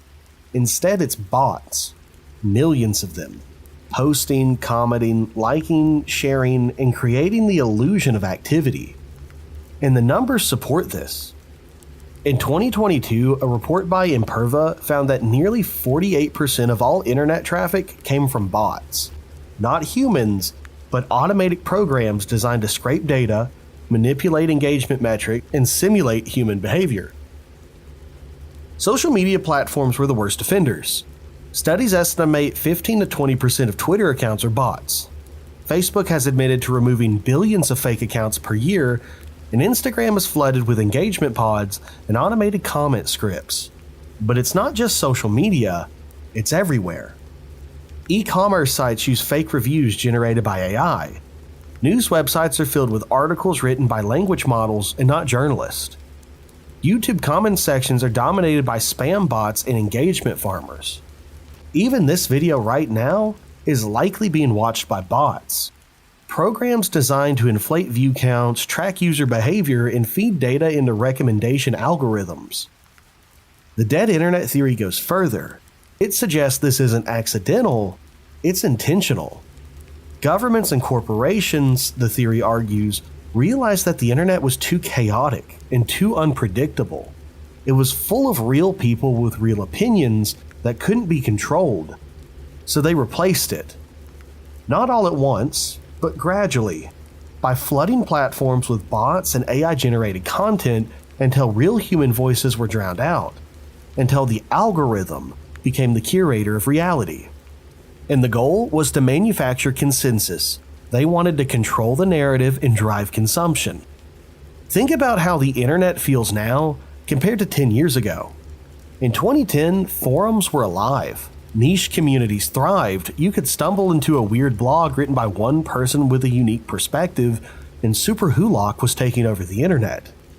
Now, everything is algorithmic. Every platform looks the same. Content is optimized for engagement, not creativity. Viral trends feel manufactured because they are. They're tested and refined and pushed out by automated systems. And the theory points to specific turning points. In 2016, the rise of algorithmic timelines on Facebook and Twitter led to the end of chronological feeds, and this was the beginning of curated reality. In 2017, the explosion of AI-generated content was released. Bots that could write articles, create memes, and hold conversations almost indistinguishable from humans. In 2020, the pandemic took over. Lockdowns pushed everybody online, and the bots followed. By some estimates, bot traffic increased by 25% during the pandemic. The dead internet theory asked, how much of what you see online is real? That viral tweet with 100,000 likes, probably boosted by engagement farms. That Reddit thread with thousands of comments, likely filled with bots copy and pasting old responses. That YouTube video with millions of views that I've yet to get myself. Some of those views are automated. Some of those comments are scripts. And the most unsettling part, you can almost not tell the difference anymore. AI language models like GPT have become so sophisticated they can mimic human writing perfectly. They can generate opinions, tell stories, and argue in comment sections. And they do, constantly. The theory suggests that we've reached a tipping point. A point where the majority of online content is no longer created by real living humans. It's created by machines for machines to manipulate humans. And the real people? We're just wandering through a graveyard, interacting with ghosts. Is the dead internet theory true? Not entirely. There's still real people online, real communities, and real conversations. There's real people watching this or listening to it on Spotify. But the core observation is undeniable. The internet feels different now. Less human, more algorithmic, more empty. Whether it's a deliberate conspiracy or an unintended consequence of automation, it doesn't change the result. The internet we grew up with, the chaotic, creative, human-driven internet, is fading. What's replacing it is something else. Something that looks like the internet and sounds like the internet, but isn't. Some sort of virtual Wendigo. Some sort of virtual doppelganger. And the question we're left with is simple. Are you talking to real people online? Or are you the last real person left? Let me know what you think in the comments down below. In 1955, the CIA declassified a program that sounds like it's from science fiction. For over 20 years, the United States government had spent millions of dollars researching psychic abilities, specifically remote viewing, the ability to see distant locations using only the mind. The program was called Project Stargate, and according to the official reports, it was a failure. The psychics couldn't reliably gather information, the results were inconclusive, and the program was terminated. But there's another version of the story. One that asked, what if it worked? What if the declassification was a smokescreen? What if the real program, the successful one, is still running, buried deep in the black budget? This is the story of Project Stargate, and the conspiracy that it never really ended. Now, much like Stranger Things, the origins of Project Stargate go back to the Cold War. In the 1970s, US intelligence agencies became concerned that the Soviet Union was developing psychic warfare capabilities. Reports suggested the Soviets were training remote viewers, psychics who could spy on American military installations without ever leaving Moscow. The CIA couldn't afford to fall behind, so in 1975, they launched their own program. It was originally called G.A.T.E, and then Grill Flame, and then Center Lane. Eventually, it became known as Project Stargate. The goal was simple: determine if psychic phenomena could be weaponized for intelligence gathering. The method they focused on was remote viewing. The concept is straightforward. A viewer is given coordinates, latitude and longitude, sometimes just a photograph, and then they describe what they see at that location using only their mind. No technology, no physical travel, just consciousness reaching across space. The CIA recruited psychics, but also trained ordinary people, military personnel, intelligence analysts, anybody who showed potential. The training took place at Fort Meade in Maryland in a nondescript building that looked like any other office complex. One of the most famous remote viewers was a man named Joseph McMoneagle. He was an Army intelligence officer who claimed to have natural psychic abilities. In 1979, he was asked to locate a new type of Soviet submarine. He was given no information except that it was a submarine. He sat in a quiet room, entered a meditative state, and began describing what he saw. He described a massive submarine, larger than anything the US had seen before. He drew sketches of its hull design, estimated its size to be nearly 600 feet long, and he described its location, a construction facility in northern Russia. Months later, satellite imagery confirmed everything he had described.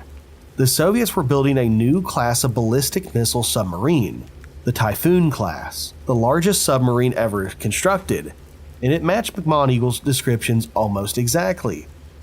This wasn't the only success. Declassified documents show that remote viewers were used in dozens of operations. In the 1980s, a remote viewer located a downed Soviet bomber in Africa. The CIA had searched for it for weeks, and the viewer pinpointed it to a location within a few miles.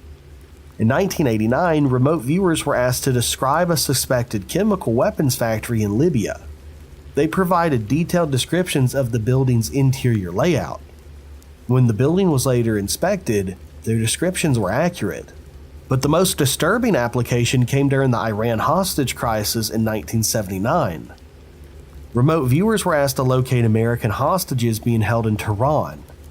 Several viewers independently described the same building, the same room, the same faces. The accuracy was unsettling, because if remote viewing worked for finding submarines and hostages, what else could it be used for? The program continued for over 20 years. Millions of dollars were spent, thousands of remote viewing sessions were conducted, and then in 1995, it was suddenly declassified and terminated. The official explanation came in a report commissioned by the CIA. Two researchers, Jessica Utz and Ray Hyman, were asked to evaluate the program's effectiveness. Their conclusions were contradictory. Utz, a statistician, found that remote viewing produced results that were statistically significant. Better than a chance, she concluded that the phenomenon was real. Hyman, a psychologist and a skeptic, argued that the results were inconsistent and couldn't be replicated reliably. He concluded remote viewing had no practical intelligence value. The CIA sided with Hyman. Project Stargate was terminated, the psychics were dismissed, and the program was declassified and released to the public as a Cold War curiosity. Case closed. But here's where the conspiracy begins. Why would the CIA declassify an intelligence program while it was still potentially useful? Intelligence agencies don't reveal their methods unless those methods are obsolete or unless they want you to think they're obsolete. The conspiracy theory suggests Project Stargate wasn't terminated, it was rebranded. The public version, the one with inconsistent results and questionable methodology, was declassified as a smokescreen. The real program, the one that actually works, went deeper into the black budget. New name, new location, new recruits, and this time, no paper trail. There's circumstantial evidence to support this. In 1995, the same year Stargate was declassified, the U.S. defense budget included over $30 billion in classified spending. Black budget programs that Congress couldn't fully audit, programs with no public names. Former remote viewers have claimed that they were approached after Stargate's termination and they were offered positions by private defense contractors. And they're also asked to continue their work in secret. Joseph McMoneagle himself stated in interviews he believes the research continued. He suggested the declassification was a strategy, a way to stop public scrutiny while the real work continued in secret. And there's a logical reason why the government would want to hide a successful psychic program. If remote viewing works, if consciousness can genuinely access distant locations, then privacy becomes impossible. Secure facilities become vulnerable, secrets become accessible, and the implications are terrifying. A government that perfected remote viewing wouldn't announce it, they would bury it, because the strategic advantage of psychic espionage only works if your enemies don't know you have it. So the question remains, did Project Stargate really end in 1995, or did it just go underground? The declassified documents from Project Stargate are publicly available. You can read the thousands of pages that detail remote viewing sessions, training protocols, and operational results. But those documents only cover the program up until 1995. After that, there's nothing.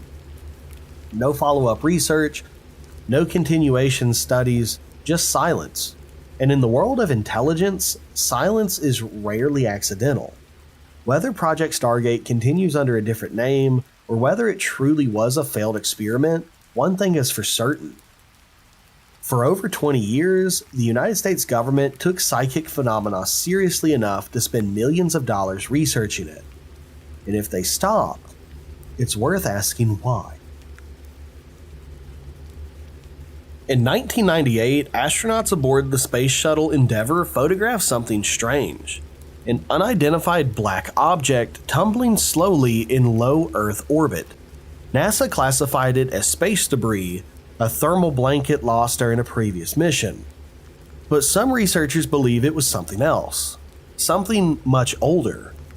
An artificial satellite of unknown origins that had been orbiting the Earth for over 13,000 years. They call it the Black Knight satellite. And the conspiracy suggests that NASA has known about it for decades and has been actively hiding the truth. This is a story that spans for over a century, from Nikola Tesla's mysterious radio signals to Cold War paranoia to a single haunting photograph taken in orbit. And it asks a simple question: are we being watched? The story of the Black Knight begins in 1899, long before humans had ever reached space. Nikola Tesla was conducting an experiment in his laboratory in Colorado Springs. He had built a massive radio receiver designed to detect electromagnetic signals from the atmosphere. Tesla believed he could pick up signals from distant storms or even other planets. One night, Tesla detected something unusual, a repeating radio signal. It wasn't random static, it had structure, pattern, and it repeated at regular intervals like a pulse. Tesla was convinced he had intercepted a signal from Mars, and he wrote about it in journals and gave interviews suggesting that intelligent life was trying to communicate with Earth. The scientific community dismissed him. The signals, they argued, were probably natural phenomenon, interference from Earth's magnetosphere, or perhaps radiation from distant stars. But Tesla insisted he had detected something artificial, something intentional. Decades later, the mystery deepened. In 1927, a Norwegian engineer named Jorgen Hals was conducting radio experiments when he detected strange echoes. He would transmit a signal and seconds later it would bounce back. But the delay times were inconsistent. Sometimes 3 seconds, sometimes 8, sometimes 15. These weren't normal radio echoes. Normal echoes bounce off the ionosphere and return almost immediately. These were delayed, as if something in orbit was receiving the signal, holding it, and transmitting it back. Other researchers confirmed Hall's findings. The phenomenon became known as long delay echoes, or LDEs, and nobody could explain them. Then in 1954, the mystery took another turn. Aviation Week magazine posted an article claiming the U.S. Air Force had detected 2 satellites orbiting Earth. This was 3 years before Sputnik, 3 years before any nation had successfully launched a satellite. The articles suggest these objects were of unknown origin, possibly Soviet, but possibly something else. The Pentagon quickly denied the story. No such satellites existed, and the article was retracted. But the rumors persisted. In 1960, Time magazine reported that the US Navy had detected a dark, tumbling object in polar orbit. It wasn't American, it wasn't Soviet. Both superpowers denied ownership, so the object was nicknamed the Black Knight. The Navy tracked it for weeks, and it was in a highly unusual orbit. Polar, meaning it passed over both poles. At the time, neither the US nor the Soviet Union had the capability to launch satellites into polar orbit. Then, as mysteriously as it appeared, it vanished from tracking systems. The story went quiet for decades, until 1998. During the STS-88 mission, the first space shuttle mission to the International Space Station, astronauts photographed an unusual object floating near the shuttle. The photograph is striking. A black, irregularly shaped object, clearly artificial, tumbling slowly against the backdrop of Earth. It doesn't look like typical space debris, as it's too structured and too deliberate. NASA's official explanation was that it's a thermal blanket that had come loose during a spacewalk, a piece of insulation that drifted away and was later retrieved. But conspiracy researchers weren't satisfied. They pointed out inconsistencies. The object in the photograph appeared larger and more solid than a thermal blanket. Its shape doesn't match any standard shuttle insulation, and most importantly, the photograph was taken before the thermal blanket was reported missing. The conspiracy theory crystallized. The Black Knight satellite is real. It's an ancient artificial object in Earth's orbit, and NASA has been covering it up for decades. Some version of the original theory go further. They claim the satellite is 13,000 years old and that it has extraterrestrial origins, that it's been transmitting signals, those same signals Tesla detected in 1899 for a millennia. The theory suggests that the satellite is a probe, a monitoring device left by an ancient civilization to observe Earth. And every few decades, when we get close to discovering it, the cover-up begins again. Why 13,000 years old? That number comes from researcher Duncan Lunan, who in the 1970s analyzed those long delay echoes from the 1920s. He plotted the delay times on a graph and claimed they formed a star map, a map pointing to Epsilon Boötis, a star system 203 light-years away. Lunan suggests the echoes were a message that has been repeating for 13,000 years, waiting for humanity to develop the technology to decode it. His research was later duplicated, and other scientists couldn't replicate his results. Lunan himself eventually distanced himself from the Black Knight theory, but the idea had taken root. The Black Knight satellite remains one of the most enduring space mysteries. The photograph from STS-88 is real, and you can find it in NASA's archives. Object identification STS-088-724-66. NASA maintains that's a thermal blanket, a mundane piece of space debris that happened to be photographed at the right angle to look mysterious. But the broader story, the century of strange signals, the unidentified objects, and the explained orbital anomalies is harder to dismiss entirely. Tesla did detect unusual radio signals in 1899. That is documented. Whether they came from space or a terrestrial source is unknown. Long delay echoes are real. Radio engineers have recorded them for decades. The explanations range from ionosphere anomalies to reflections of space debris, but some LDEs still defy easy explanation. The 1960s Time magazine report of a mysterious object in polar orbit was real. The Navy did track something, whether it was a secret Soviet satellite or a misidentified asteroid or something else, it was never conclusively determined. And that 1998 photograph, it exists, it's strange, and while NASA's explanation is plausible, It's also convenient. The Black Knight satellite theory persists because it touches on something deeper than evidence. It asks whether we're alone, whether we've been watched, whether something out there has been monitoring Earth for thousands and thousands of years, silently waiting. And in the absence of definitive proof, either way, the mystery endures, orbiting somewhere between documented fact and collective imagination. What year is it? At the time of this recording, you'd probably say 2025 without hesitation. But what if you're wrong? What if the calendar we use, the one that governs every aspect of our modern life, is off by nearly 300 years? This is the phantom time hypothesis, and it suggests that the early Middle Ages, roughly 1614 AD to 911 AD, never happened. That nearly 3 centuries of history were fabricated, invented by medieval rulers in the Catholic Church to legitimize their power. And according to this theory, we're not living in 2025, we're living in 1728. Charlemagne never existed. The Viking Age is fiction.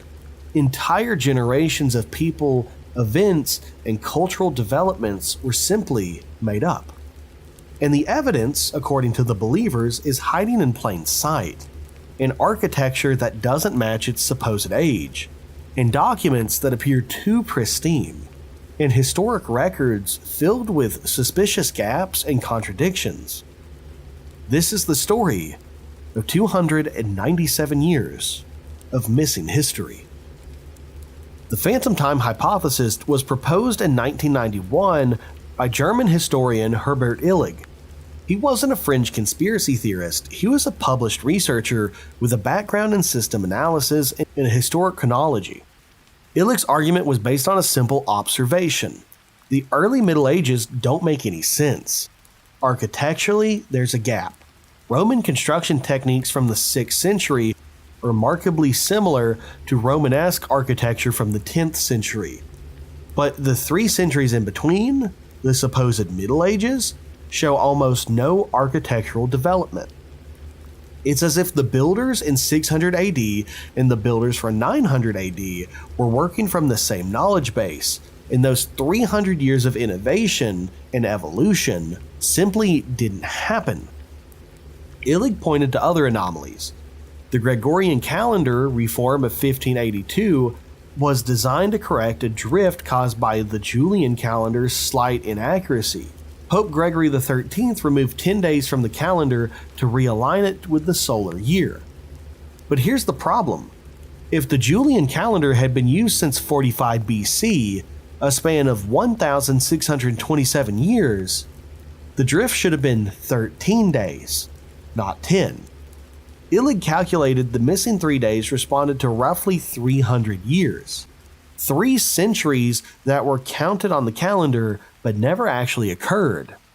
His conclusion: somebody added 297 phantom years to history, and the most likely culprit was the Holy Roman Emperor Otto III and Pope Sylvester II, working together around the year 1000 AD.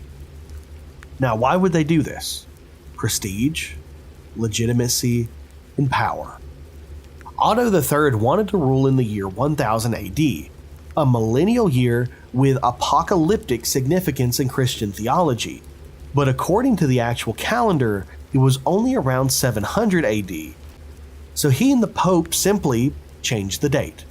They backdated the calendar by 300 years and filled in the gaps with invented history. Charlemagne, according to Illig, was the centerpiece of this fabrication. Charlemagne, Charles the Great, was one of the most important figures in European history. He united much of Western Europe, he was crowned the Holy Roman Emperor by the Pope in 800 AD, and his reign is considered the foundation of medieval European civilization. But Illig argues that Charlemagne never existed. He was a fictional character invented to fill the phantom centuries with a legendary hero king.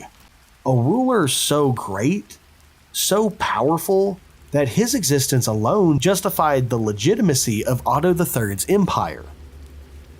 The evidence Illig cites is circumstantial but intriguing to say the least. Charlemagne's biography, written by a monk named Einhard, is suspiciously similar to early Roman biographies, almost as if it was copied from a template rather than based on real events. Archaeological evidence from Charlemagne's capital in Germany is sparse. The palace complex attributed to him shows architectural styles that don't match the 9th century. Some structures appeared older, some appear newer, and none of them fit neatly into the timeline. And then there's the documents. Thousands of charters, land grants, and official records, supposedly from Charlemagne's reign, but many of them are written on parchment that, when tested, date to later centuries. They're either forgeries or backdated copies. Illig suggests these documents were created later, during the 11th and 12th centuries, to provide a paper trail for the phantom years. But Charlemagne isn't the only casualty of the phantom time hypothesis. If 297 years were fabricated, then everything from that period is suspect. The Viking Age? Invented or misdated. The spread of Islam into Europe? Compressed into a much shorter time frame. The Byzantine Empire's history? Filled with phantom emperors and fictional wars. Even the Quran, according to some extreme versions of the theory, was backdated to give Islam a longer historical pedigree. Illig and his supporters point to other oddities. Tree ring dating, for one, shows some inconsistencies in the early medieval ages. Certain tree ring sequences don't match the expected natural patterns for this period.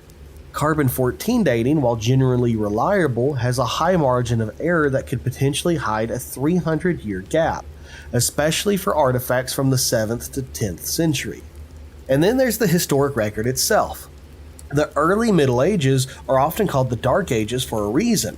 Written records are scarce, archaeological evidence is limited, and entire decades pass with almost no documentation. Illig asks, is this because it was a chaotic, poorly documented period, or is it because those years never happened at all? The mainstream historical community has overwhelmingly rejected the phantom time hypothesis. Astronomers point to records of solar eclipses that can be dated precisely. Chinese, Islamic, and Byzantine sources all record eclipses during the supposed phantom years, and their dates align with astronomical calculations. Tree ring experts have debunked Illig's claims about tree ring gaps. Continuous tree ring sequences stretch back thousands of years, with no 300-year gap. Archaeologists note that the Middle Ages do show cultural development, it's just slower and less dramatic than other periods. The architectural similarities, Illig noted, are better explained by the collapse of Roman infrastructure than by the gradual rebuilding of construction knowledge. And historians point out that the phantom time hypothesis requires a conspiracy of staggering scale. Not just Otto III and the Pope, but scribes across Europe, the Middle East, and Asia, all coordinating to fabricate centuries of history, all keeping the secret for 1,000 years. It's implausible, but it's not impossible, because history as we know it is written by the victors in the blood of the losers. It's remembered by those in power, and if a medieval emperor wanted to legitimize his rule by inventing a glamorous past, who would stop him? The phantom time hypothesis remains a fringe theory. Most historians consider it thoroughly debunked. The evidence against it, astronomical records, tree ring dating, and cross-cultural documentation, is overwhelming.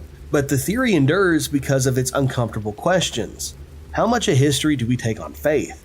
How many historic figures are known only through documents written centuries after their death? How many events are recorded by a single source and never corroborated? The answer is more than you'd think. History is not a perfect record, it's a reconstruction, built from fragments, interpreted by scholars, and shaped by cultural biases and political agendas. And if 297 years could theoretically be fabricated, what else might be? We're probably not living in 1728. The evidence says we're in 2025 at the time of this recording, but the phantom time hypothesis reminds us that the past is less certain than we'd like to believe, and certainty in history is a luxury we rarely have. In February 1959, 9 experienced hikers set out on a skiing expedition in the Ural Mountains of Russia. They were students and graduates from the Ural Polytechnic Institute. Fit, trained, and prepared for harsh winter conditions. None of them returned alive. When the rescue teams finally found them weeks later, the scene was inexplicable. The tent had been cut open from the inside. The hikers had fled into the freezing night, many of them barefoot or half-dressed. Their bodies were scattered across the mountainside, some showing injuries that seemed impossible.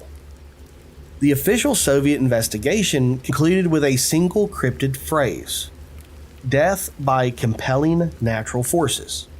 But what natural force could explain what happened in those mountains? What could cause 9 people to tear through their tent, run to their deaths, and die in sub-zero temperatures? For over 60 years, the Dyatlov Pass incident has remained one of the most disturbing unsolved mysteries in history, and the conspiracy theories surrounding it suggest the truth was deliberately buried. This is the story of what happened on that night in February of 1959 on a remote mountain the locals call the Mountain of Death. The group was led by Igor Dyatlov, a 23-year-old engineering student. The other members were his friends and classmates. 8 men, 2 women, ranging from ages 20 to 37. They were all experienced hikers and members of the university sport club. Their route was ambitious but not unprecedented. They planned to reach Otorten Mountain, about 200 miles north of their starting point. This trip was classified as Category 3, the most difficult designation in Soviet mountaineering. On January 27th, they took a train to the last inhabited settlement and then began their trek on January 28th. One member, Yuri Yudin, turned back early due to illness, and he would be the only survivor. The remaining 9 continued north. They kept a diary and took photographs. The images show them smiling, skiing, setting up camps, and everything appeared normal. Then on February 1st, they reached the slopes of the Mountain of Death. According to their plan, they should have reached Otorten the next day and sent a telegram confirming their safe arrival by February 12th. The telegram never came. When the group failed to report in, a search party was organized. On February 26th, rescuers found their tent, and what they saw didn't make sense. The tent was still standing, partially buried in snow. It had been cut open from the inside, long deliberate slashes through the fabric, as if the hikers had been in such a desperate hurry to escape they couldn't even open the entrance flap. Inside the tent, everything was left behind. Boots, warm clothing, food, and their skis were still propped up outside. Footprints led away from the tent and down the slope toward the tree line about a mile away. The tracks showed that some of the hikers were barefoot, others were only socks, some were in their underwear.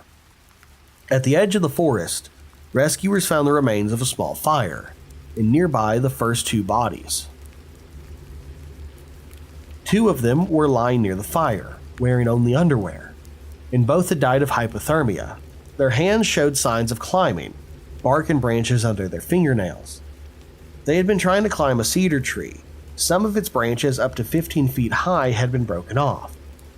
Why would they climb a tree in the middle of the night, in sub-zero cold, wearing almost nothing? Over the next few months, the other bodies were found. Igor was found 1,000 feet from the tent, lying face up in the snow. He had been trying to crawl back, and he died of hypothermia. 2 others were found between him and the tent, also died of hypothermia. One had a small skull fracture, but it wasn't severe enough to cause death. The last 4 bodies weren't found until May when the snow melted. They were in a ravine about 250 feet from the cedar tree, buried under 12 feet of snow. And this is where the mystery deepens. These 4 found in the ravine had severe injuries, not from the cold, but from trauma. One had a massive skull fracture. 2 others had major chest fractures, broken ribs, crushed sternums, and the medical examiner compared the force required to cause these injuries to a car crash. There were no external wounds, no cuts, no bruises, just massive internal trauma, as if they had been subjected to extreme pressure.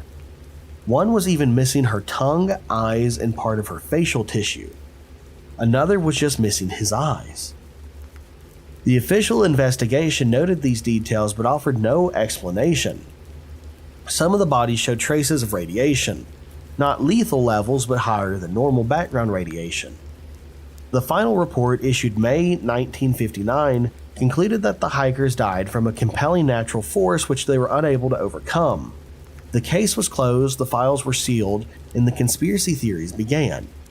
The most popular theory is that it was a military test gone wrong. The Ural Mountains were a restricted military zone.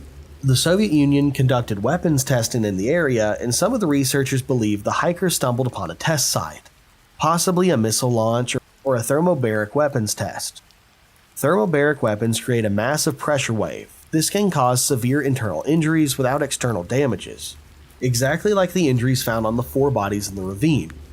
If the hikers witnessed an unauthorized test and were accidentally caught in the blast radius, the military would have a strong motive to cover it up. The radiation traces support this theory.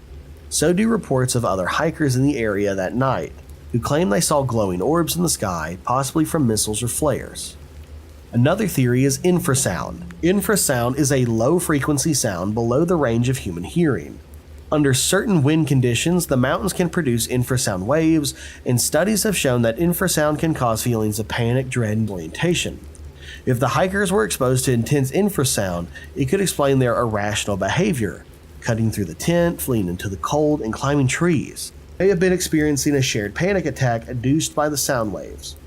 If the hikers were exposed to intense infrasound, it could explain their irrational behavior, cutting through the tent, fleeing into the cold, climbing trees. They may have been experiencing a shared panic attack induced by the sound waves. The chest injuries could be explained by a snow slab avalanche, not a large one, but enough to create pressure that caused inner trauma. The third theory is paradoxical undressing. This is a real phenomenon. In the final stages of hypothermia, victims sometimes feel an intense burning sensation and remove their clothes. It's the result of the body's thermoregulation failing. This could explain why some hikers were found in their underwear, but doesn't explain the tent being cut open, or the injuries, or the missing eyes and tongue.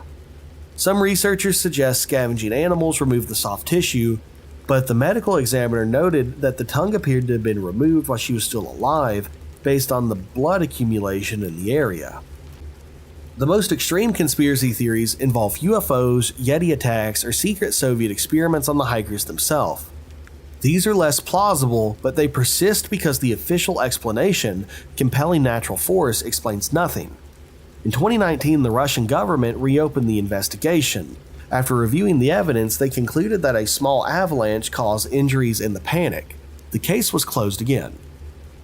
But many researchers reject this conclusion. The slope wasn't steep enough for an avalanche, and there was no evidence of avalanche debris. And the avalanche doesn't explain the radiation, the missing soft tissue, or the fact that the tent was cut from the inside. So what really happened on the Mountain of Death that night? 9 people who were experienced and rational suddenly cut their way out of their tent and fled into the deadly cold. Some climbed a tree, some tried to return, and 4 suffered injuries consistent with massive trauma. All of them died. The truth may be simpler. The theory suggests a combination of factors: sudden weather, panic, hypothermia, and bad luck.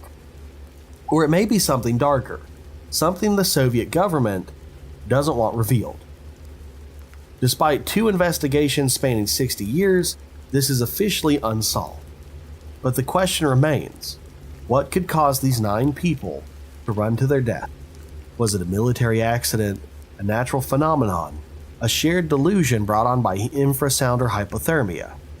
Or was it something else? We may never know, but the Mountain of the Dead remembers. The other side.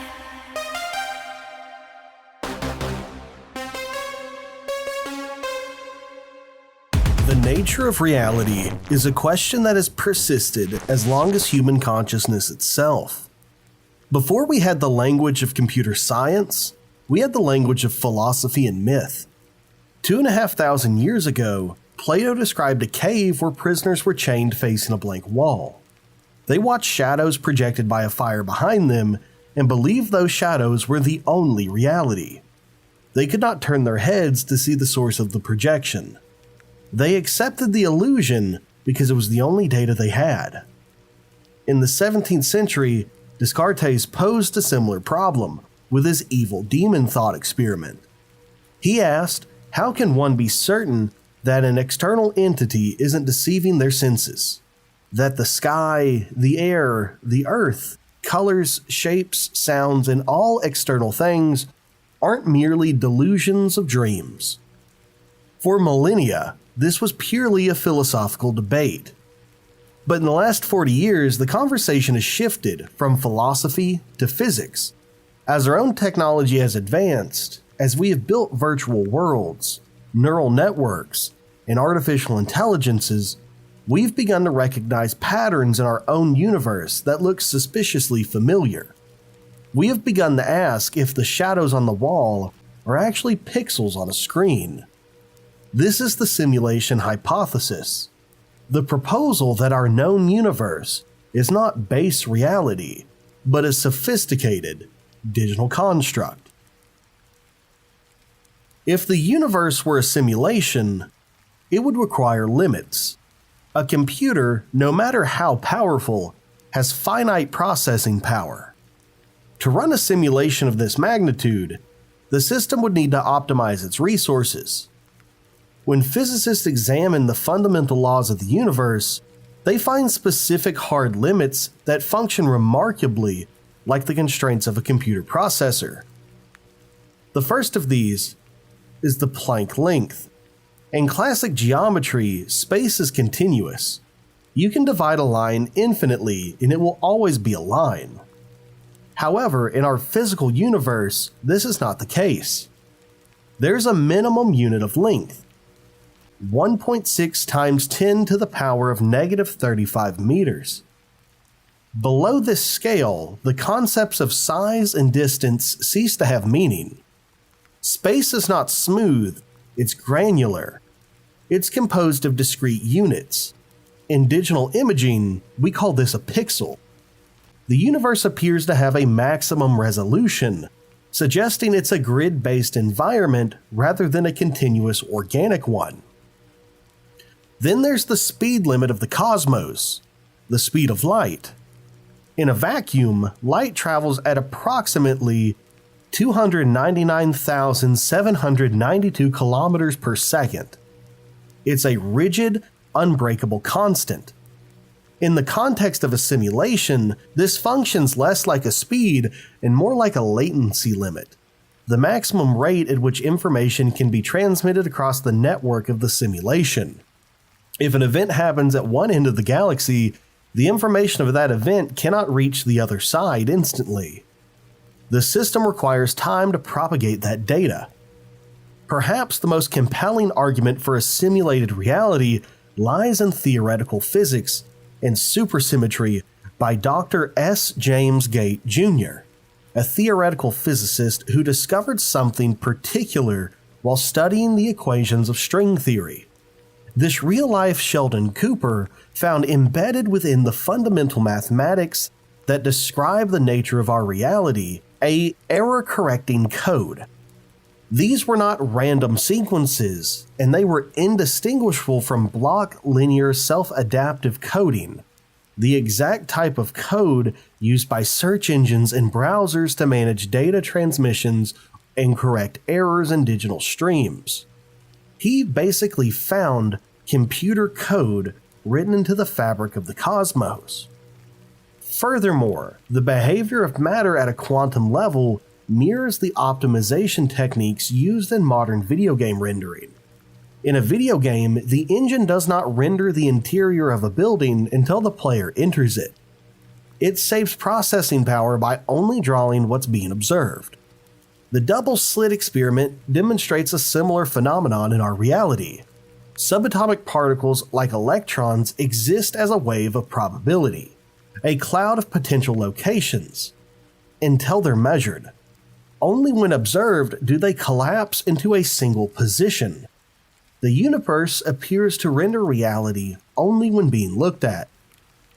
These anomalies suggest that what we perceive as solid matter is actually information processing. The physics of our world are the operating system, and like any operating system, it occasionally exhibits glitches. If our reality is indeed a constructed simulation, we should expect to see evidence of efficiency in its design.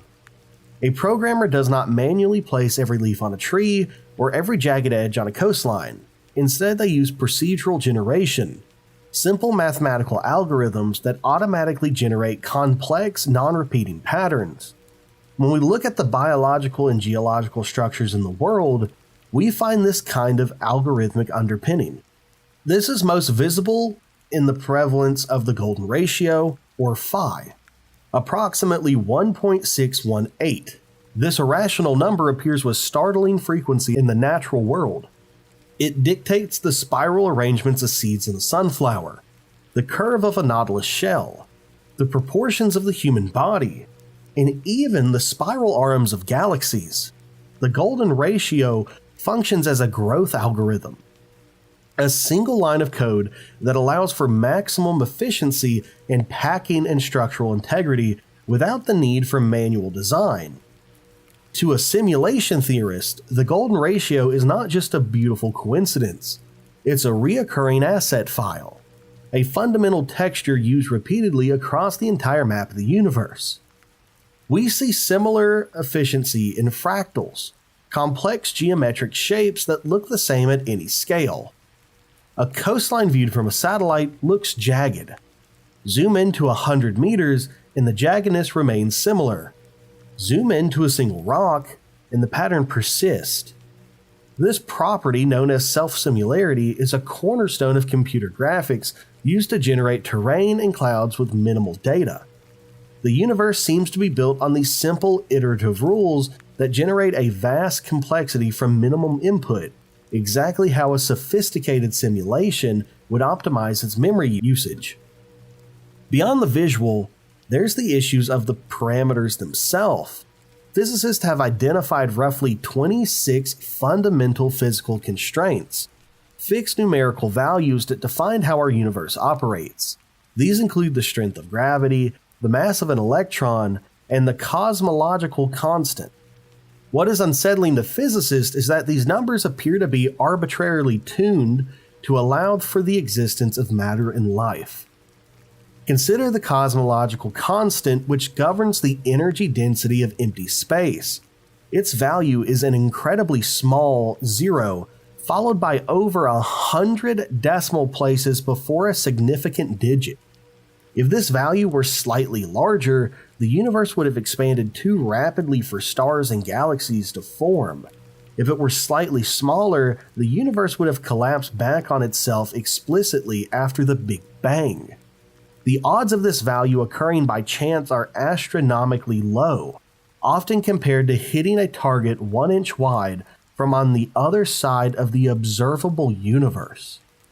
In a simulation context, these are not random accidents, they are settings. They are the configuration variables entered by the designer to ensure simulations remain stable and functional. Finally, we must address the phenomenon Albert Einstein famously dismissed as spooky action at a distance: quantum entanglement. This occurs when two particles interact and become linked, such that the state of one instantly determines the state of the other, no matter how far apart they are. If you measured one entangled particle on Earth, its partner, which could be located in a distant galaxy, will instantly assume the corresponding state. This interaction happens faster than the speed of light, violating the principle of local realism. In the physical world, this instant communication is baffling.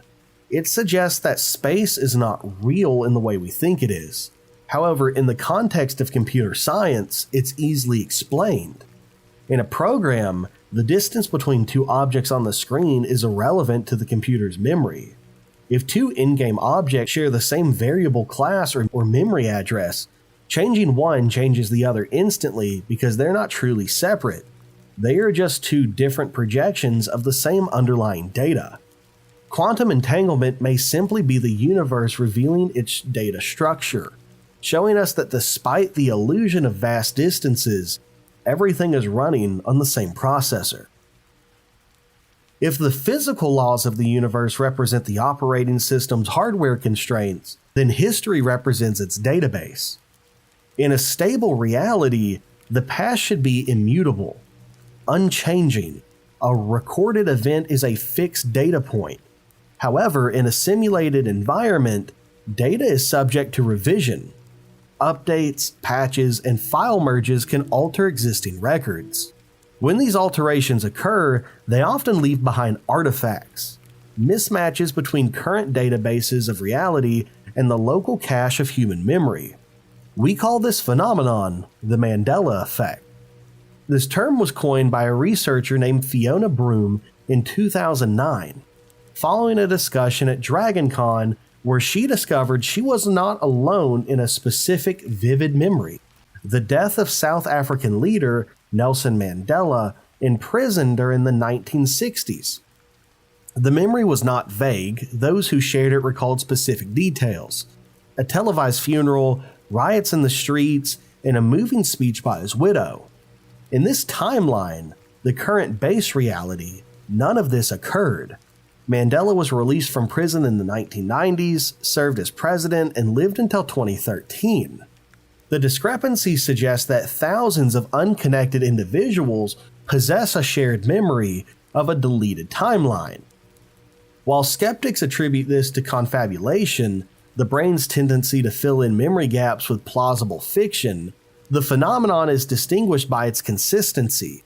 It is not that people remember differently, it's that they remember the same wrong details. Consider the case of the Berenstain Bears, a popular series of children's books that I grew up reading myself. A significant portion of the population, including me, remembers spelling it as Berenstain, ending in EIN as Berenstain. The spelling aligns with common German surnames. However, in our current reality, the name has always been Berenstain, with an AIN at the end. There is no record of a name change, yet many claim to have a distinct visual memory of the E on book covers or VHS tapes. In simulation theory, this is often compared to the find and replace error, a minor text asset that's been updated in the code, but the update failed to override memories stored in the user database. Perhaps the most visually complex example involves the logo for the apparel company Fruit of the Loom. The current logo is a collection of fruit: an apple, leaves, green grapes, and purple grapes. However, millions of people distinctly remember a cornucopia, a woven brown basket sitting behind the fruit. They recall learning the word cornucopia specifically because of this logo, or the Hunger Games. The company asserts that the cornucopia has never been part of their branding in their entire corporate history.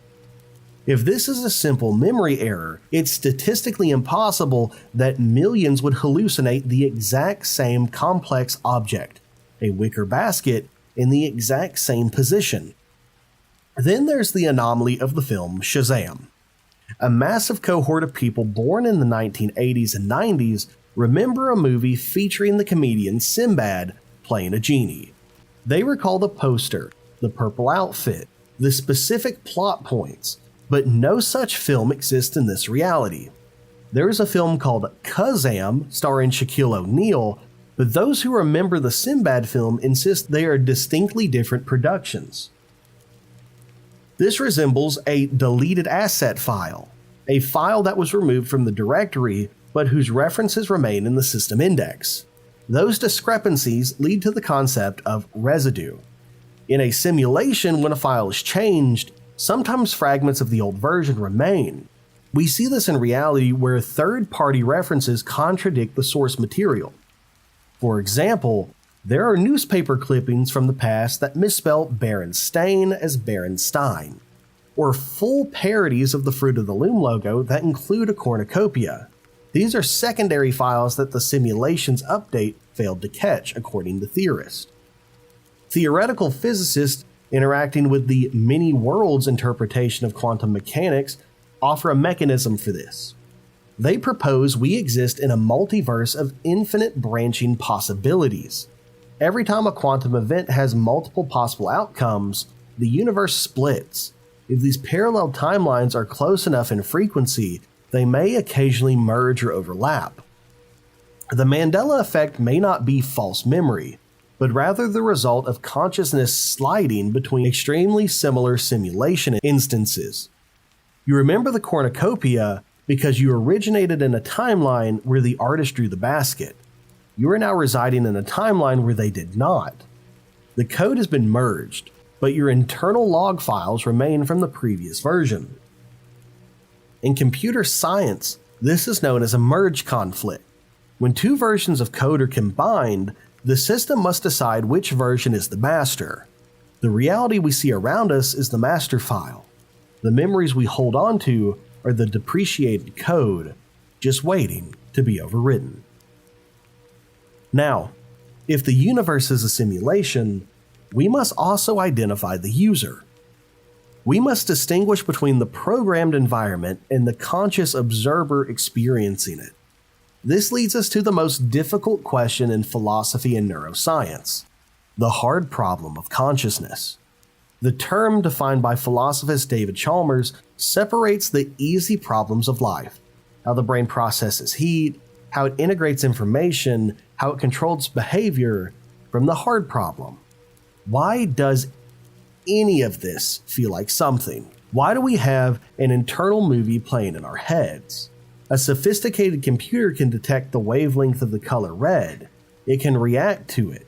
It can say the word red, but it does not experience redness. This internal subjective experience is known as qualia, and in a materialistic worldview, qualia is unnecessary. A biological robot could survive and reproduce perfectly well without it. The fact that we have this internal experience suggests that our consciousness is not a byproduct of the brain, but an input from somewhere else. This brings us to the concept of the philosophical zombie, or P-zombie. This is a hypothetical being that is physically identical to a human.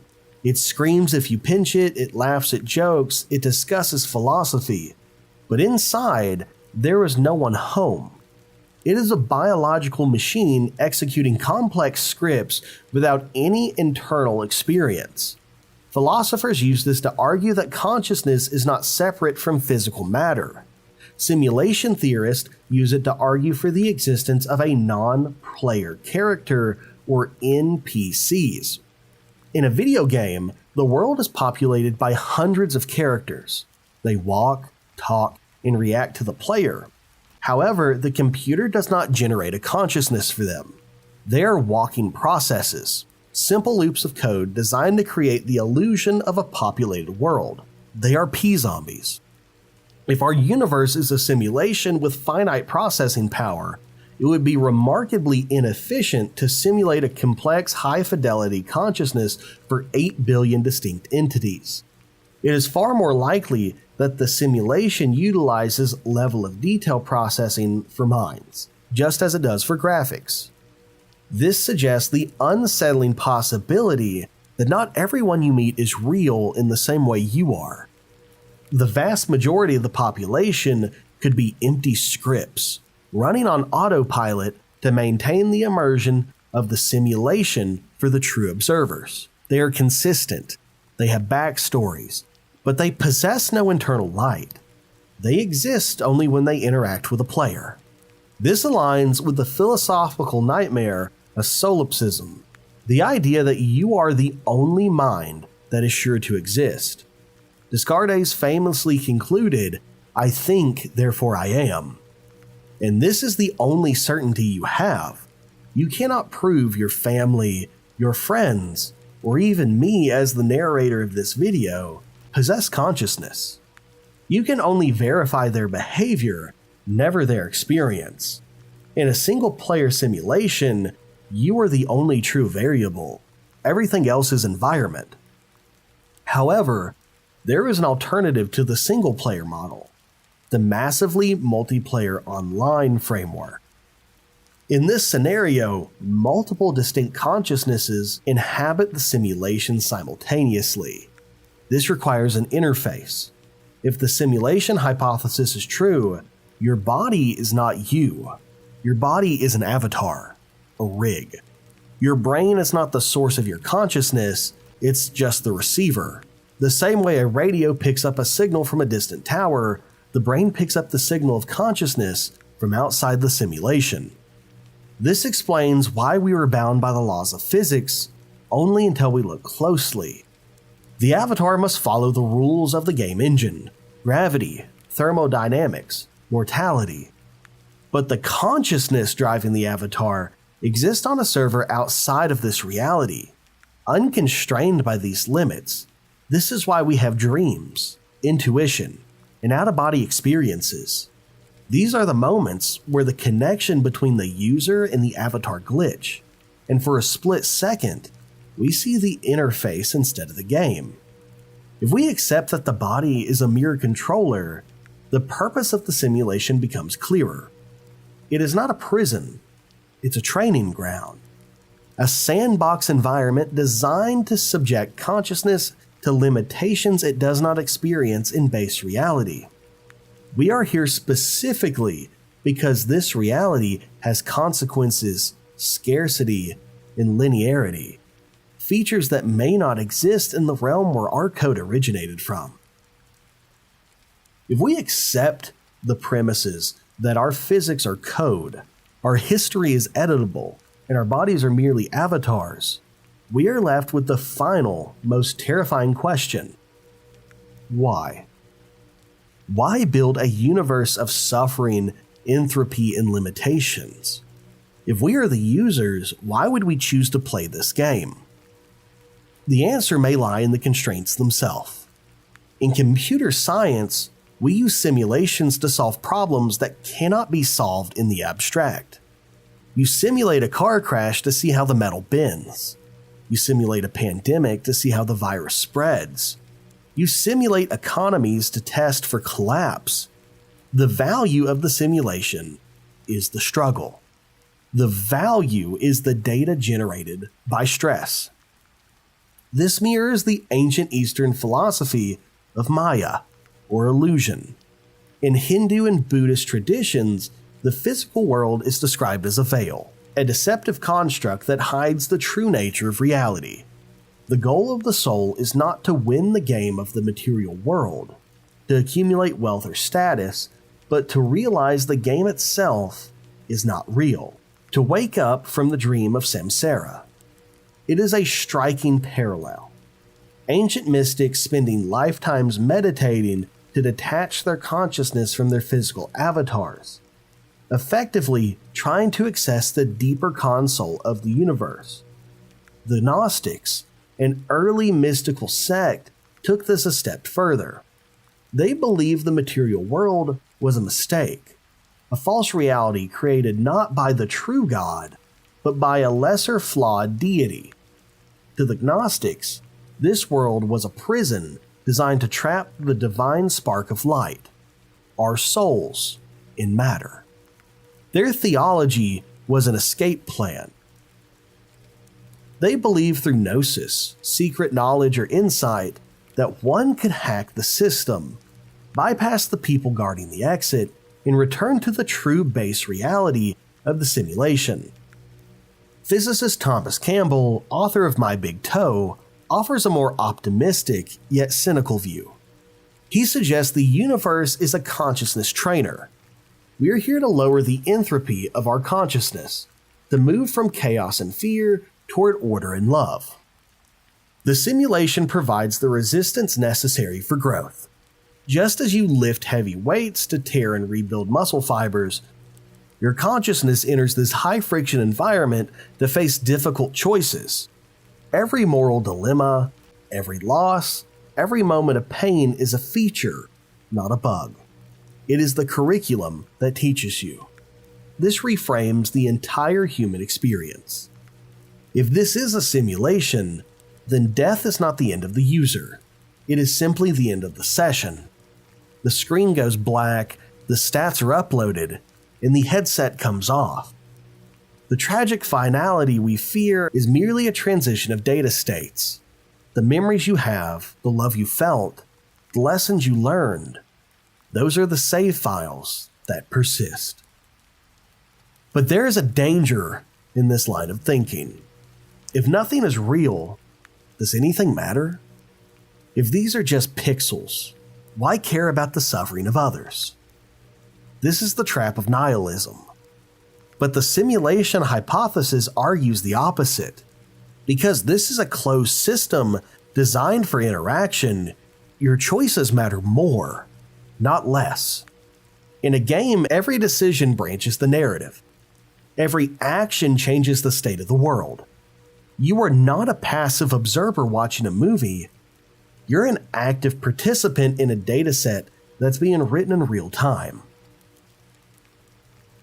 No matter what you think by this point, we started this journey looking at shadows on the wall in Plato's cave. We have moved through the pixelated granularity of quantum mechanics, the glitching archives of our own history, and the eerie silence of a universe that might be populated by background processes. We have peered behind the curtain and found that the wizard is likely a mathematician. The evidence is circumstantial, yet cumulative. The math works too well. The physics are too optimized. The glitches are too specific. We are living in a reality that behaves exactly like a system designed to be observed. So what do you do with this information? You could try to break the game. Look for the seams. Hunt for the glitches. Test the boundaries of your reality. Or you could simply play it better.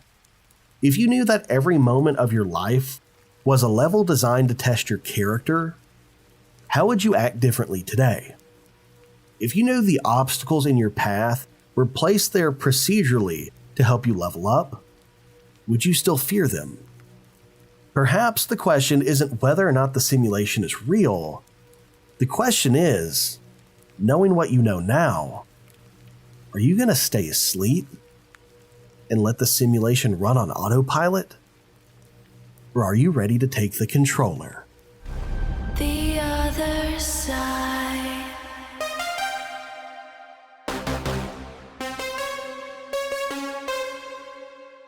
You know the feeling.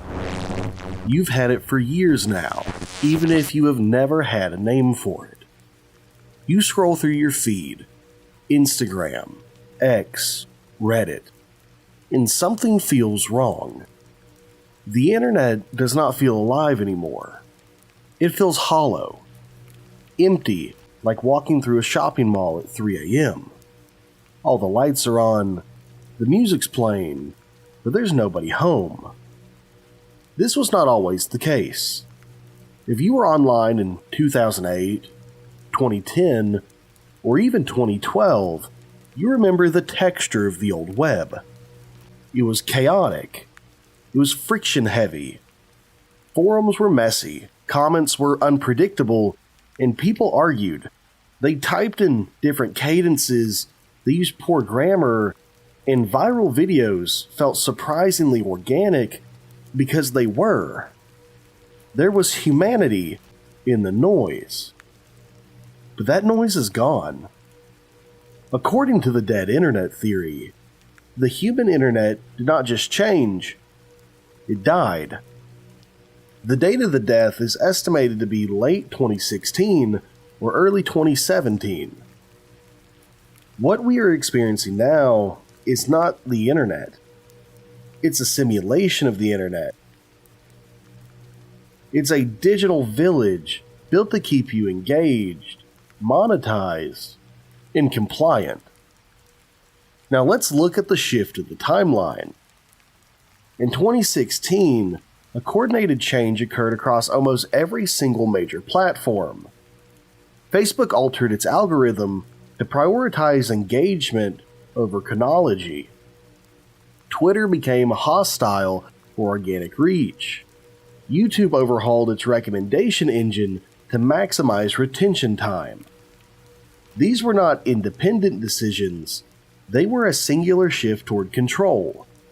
The goal was to turn the internet from a place where humans connected with humans to a place where machines could harvest data at scale.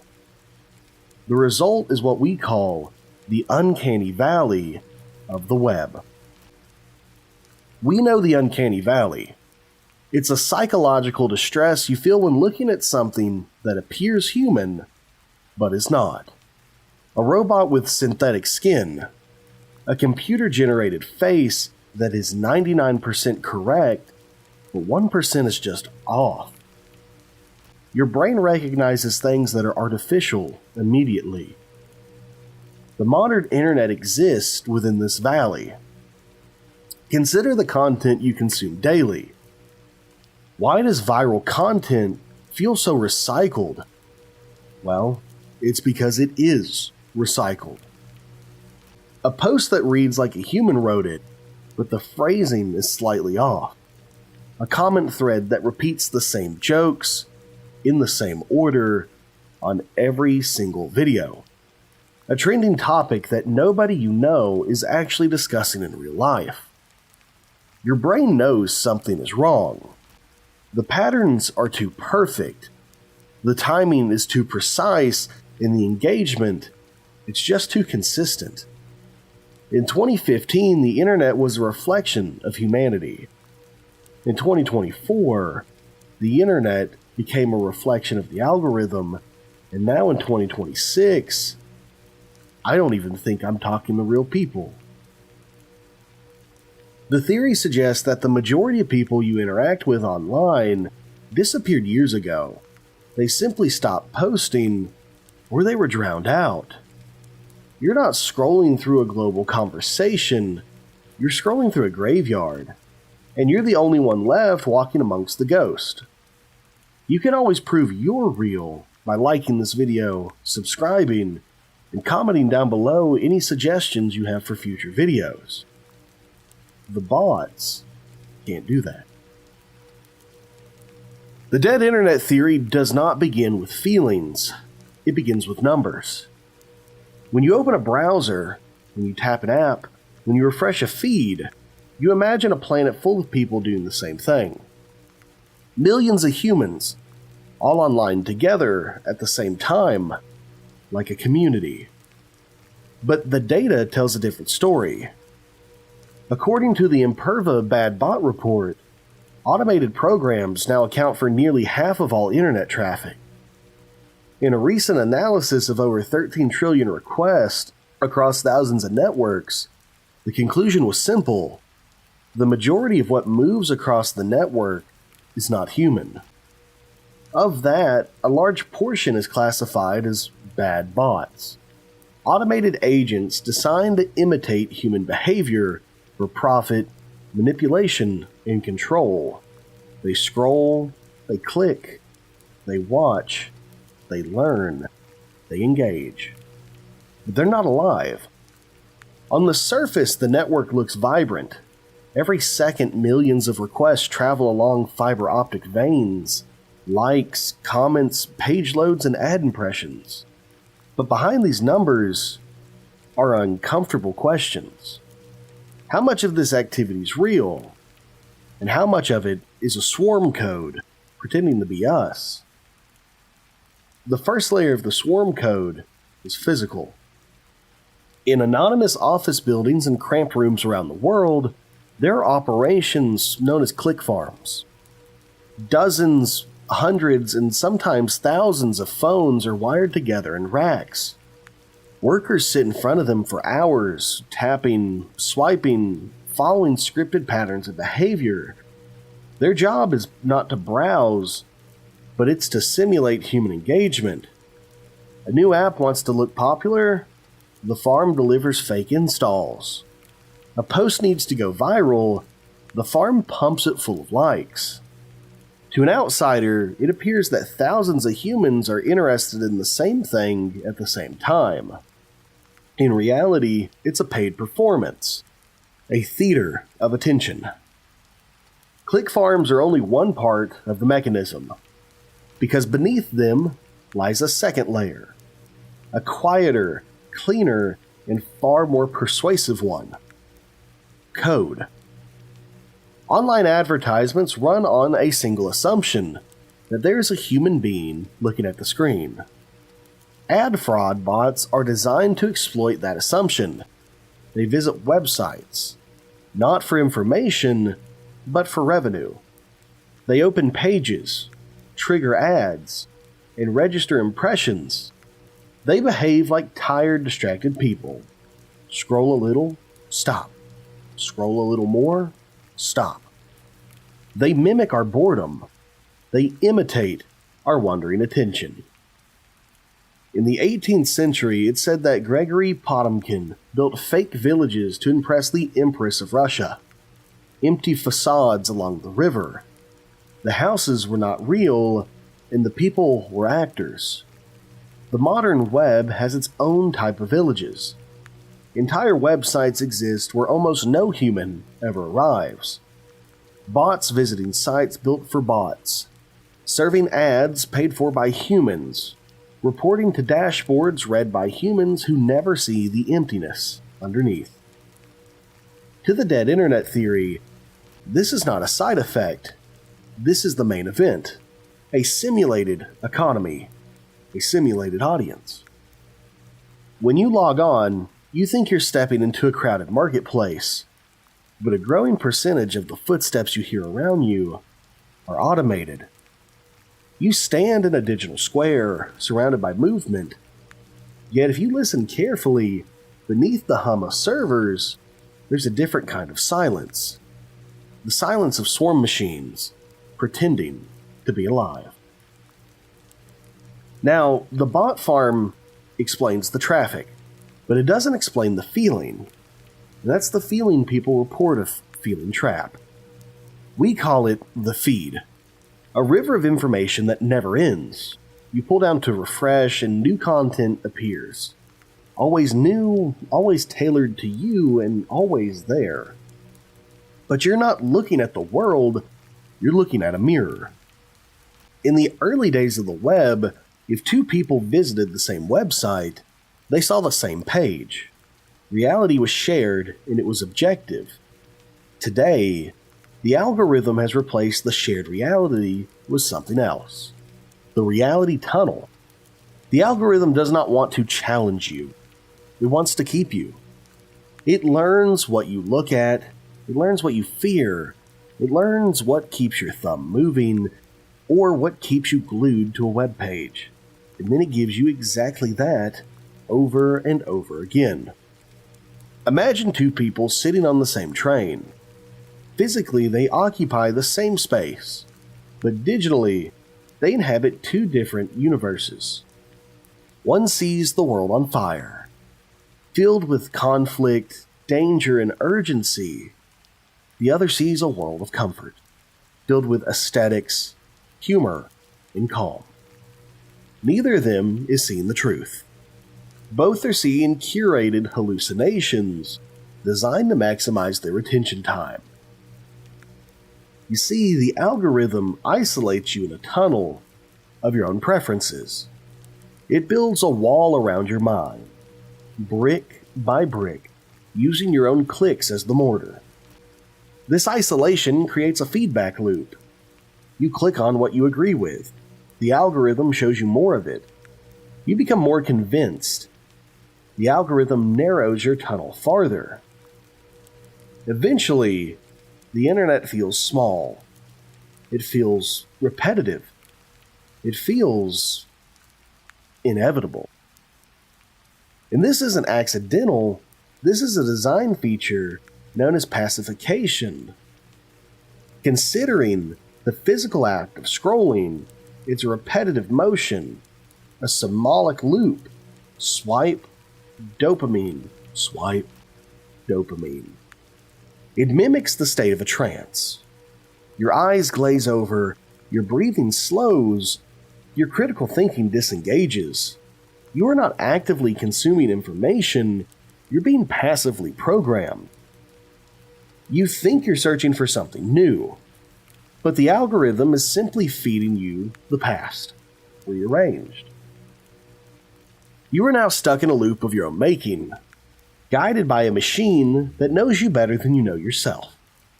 Walking down a hallway that never ends, watching pictures on the wall that were put there just for you, and all you have to do is keep scrolling. First, the humans left. Then the bots arrived to inflate the numbers, and now we've entered the third phase, hallucination. If the old internet was a library, and the hollow internet was a ghost town, the current internet is a fever dream. We call this new layer the slime. You've seen them while scrolling late at night. Images that defy logic. Hybrid figures. Crustaceans with human faces. Celebrities endorsing products that do not exist. Architecture that violates the laws of physics. These are not jokes. These are not art. They're algorithmic debris. This is the content generated by artificial intelligence, not for human enjoyance, but to trigger the primitive engagement reflexes of other algorithms. Why does a surreal image of a shrimp deity get millions of likes? Because the bots we discussed earlier are programmed to engage with visual novelty. The AI generators created nonsense. The bot swarm likes the nonsense. The platform algorithm sees that engagement and pushes the nonsense to you. It's a closed loop of madness. Machines talking to machines in a language of colors and shapes that no human actually cares about. This leads to a phenomenon known as model collapse. The Ouroboros, the snake eating its own tail. Generative AI needs data to learn. For years, they scraped the human internet. Our books, our photos, our art, they learn from us. But now the internet is flooded with AI-generated content. The new models are no longer trained on human reality. They're training on the hallucinations of their predecessors. It's like making a photocopy of a photocopy of a photocopy. With each generation, the details degrade, the edges blur, and reality begins to dissolve. The internet is becoming an echo chamber of synthetic noise. Facts are replaced by probable sentences. History is replaced by generated aesthetic. When you look at your screen now, you're not seeing a window into the world. You're watching a machine dream. The edges of truth are melting. The distinction between what happened and what was generated is fading, and you are drifting through a digital lucid dream where nothing is solid and everything is wanting to be reshaped by the next prompt. And now we arrive at the final question, which is the most unsettling thought of all. If the traffic is bots, and the content is hallucinated by machines, and the comments are all scripts talking to other scripts, where does that leave you? Now, there's a philosophical concept known as solipsism. It's the idea that your own mind is the only thing you can be sure exists. Everything outside of you, the world, the people, the voices, they might just be projections of your own consciousness. In the physical world, this is a thought experiment. On the internet, it's becoming reality. We call it solipsism syndrome. You can type comments into the void, and you get a reply. It feels like a connection, but on the dead internet, you cannot be certain there is a human on the other end. You might be arguing with a script. You might be laughing with a language model. You might be falling in love with a ghost. Imagine moving through a crowded city only to realize every person you pass is a mannequin, moving and speaking, but hollow inside. That is the modern web.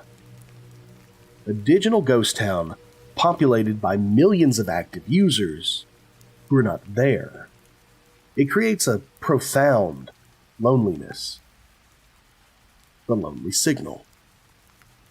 You are broadcasting your thoughts, your fears, and your dream into a network that is designed to mimic empathy, but feels nothing.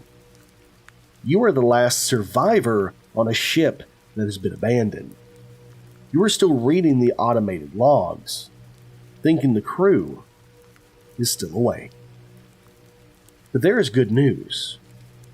If the screen is an illusion, if the cake is a lie, if the digital world is a graveyard of bots and echoes, then you do not need to be there.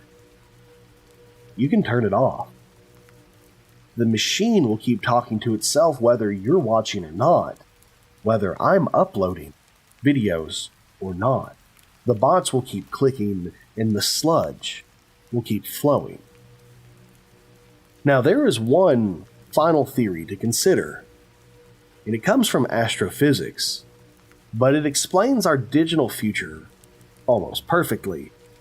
The dark forest theory. It suggests that the universe is full of life, but everyone is hiding. Because to make a sound, to broadcast a signal, is to invite danger. The forest is full of predators, and the smartest ones are the quiet ones. The internet has become that forest. The bots are the predators, the algorithms are the traps, and the humans, we're slowly going silent. We are retreating from the public square. We're moving into private chats. We're lurking without posting. We are hiding in the shadows to avoid the gaze of the machine. Silence is no longer emptiness. Silence is safety. You do not need to fight the current.